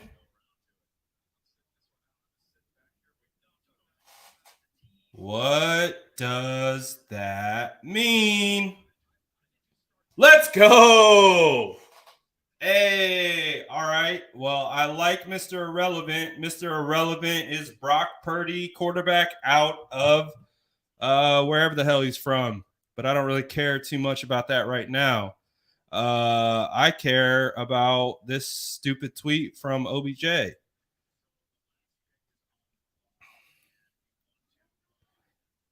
I care about this stupid tweet from freaking OBJ. But I like that. I like Brock Purdy. I do. I actually do enjoy Brock Purdy. Now get me Chase Allen as an undrafted free agent, and that works too. But I actually do like the Brock Purdy pick, but I'm more concerned about OBJ's tweet that he just made right now.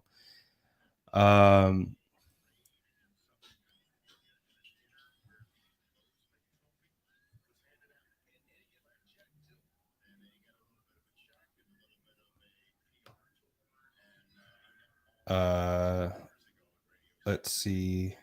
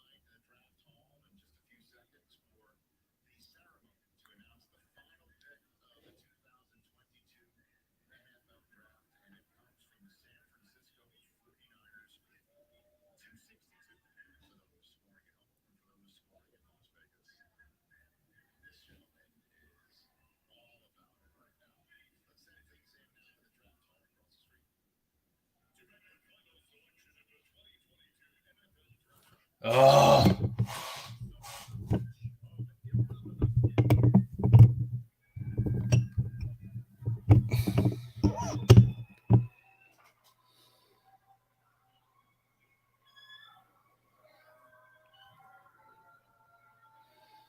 Keeping the irrelevant tradition going.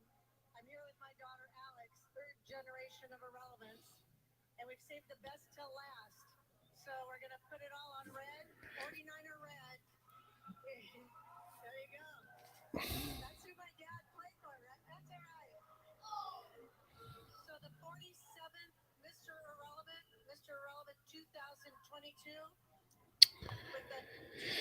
Oh, what the hell, bro? Totally, OBJ totally stole Brock Purdy's shine.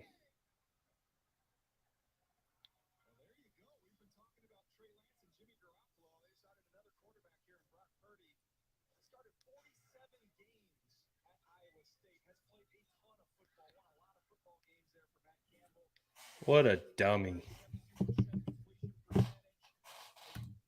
I actually like Brock Purdy. When I was scouting Chase Allen, the tight end, I came away liking Brock Purdy. I was like, okay.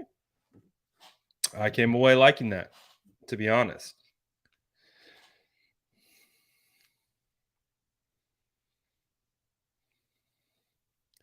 I actually think he's got a nice little arm on him. And I like this too, because now I think the 49ers could get Chase Allen as an undrafted free agent. I like that. I don't mind it.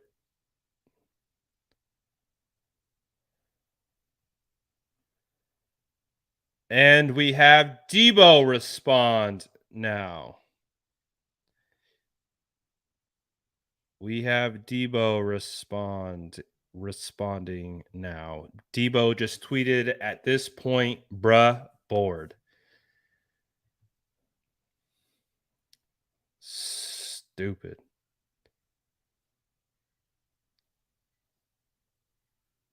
Stupid.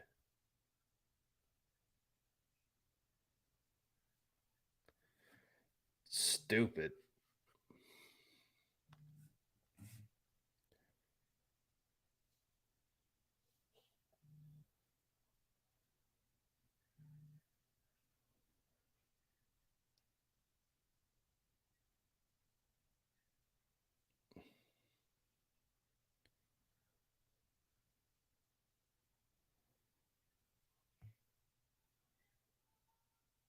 This Tom Palacero came out, said it's not true.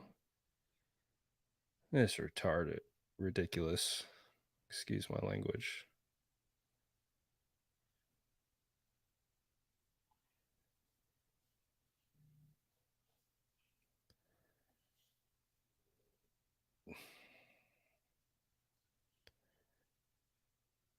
So annoying. So annoying.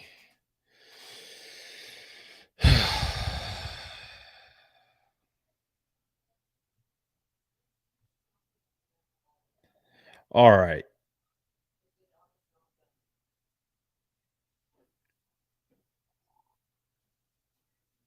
Wow. Way to go, OBJ. Way to kill that moment. Way to kill that moment. Stupid.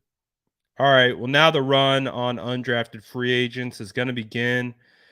We're going to see who the 49ers are going to take. It will be interesting to see. Again, more drama on social media revolving who else? Who other than the one, the only Debo Samuel? Like literally, we could have just moved on. We could have just moved on.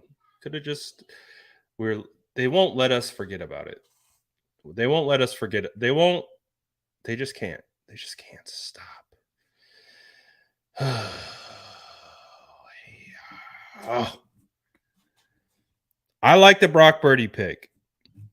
Oh, wait. Excuse me. Oh, dang it. Zonovan Knight to the Jets. I thought he said to the 49ers. All right, well, we're going to see all this kind of stuff come out. I'll post about the undrafted free agents. I think I'm ready to get off now, especially after the shenanigans that is still being pulled on social media with OBJ, with Deebo Samuel, the ongoing. I need more caffeine. I need to eat food. I think my blood sugar is running low. And I don't have time. I don't have time for these shenanigans anymore. I don't.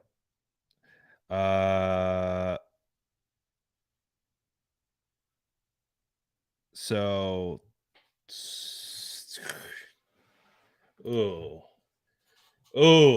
please. I need In and Out right now. I need to get some food. Oh, we signed Poe? Okay. All right. That's a good signing. That's a good signing.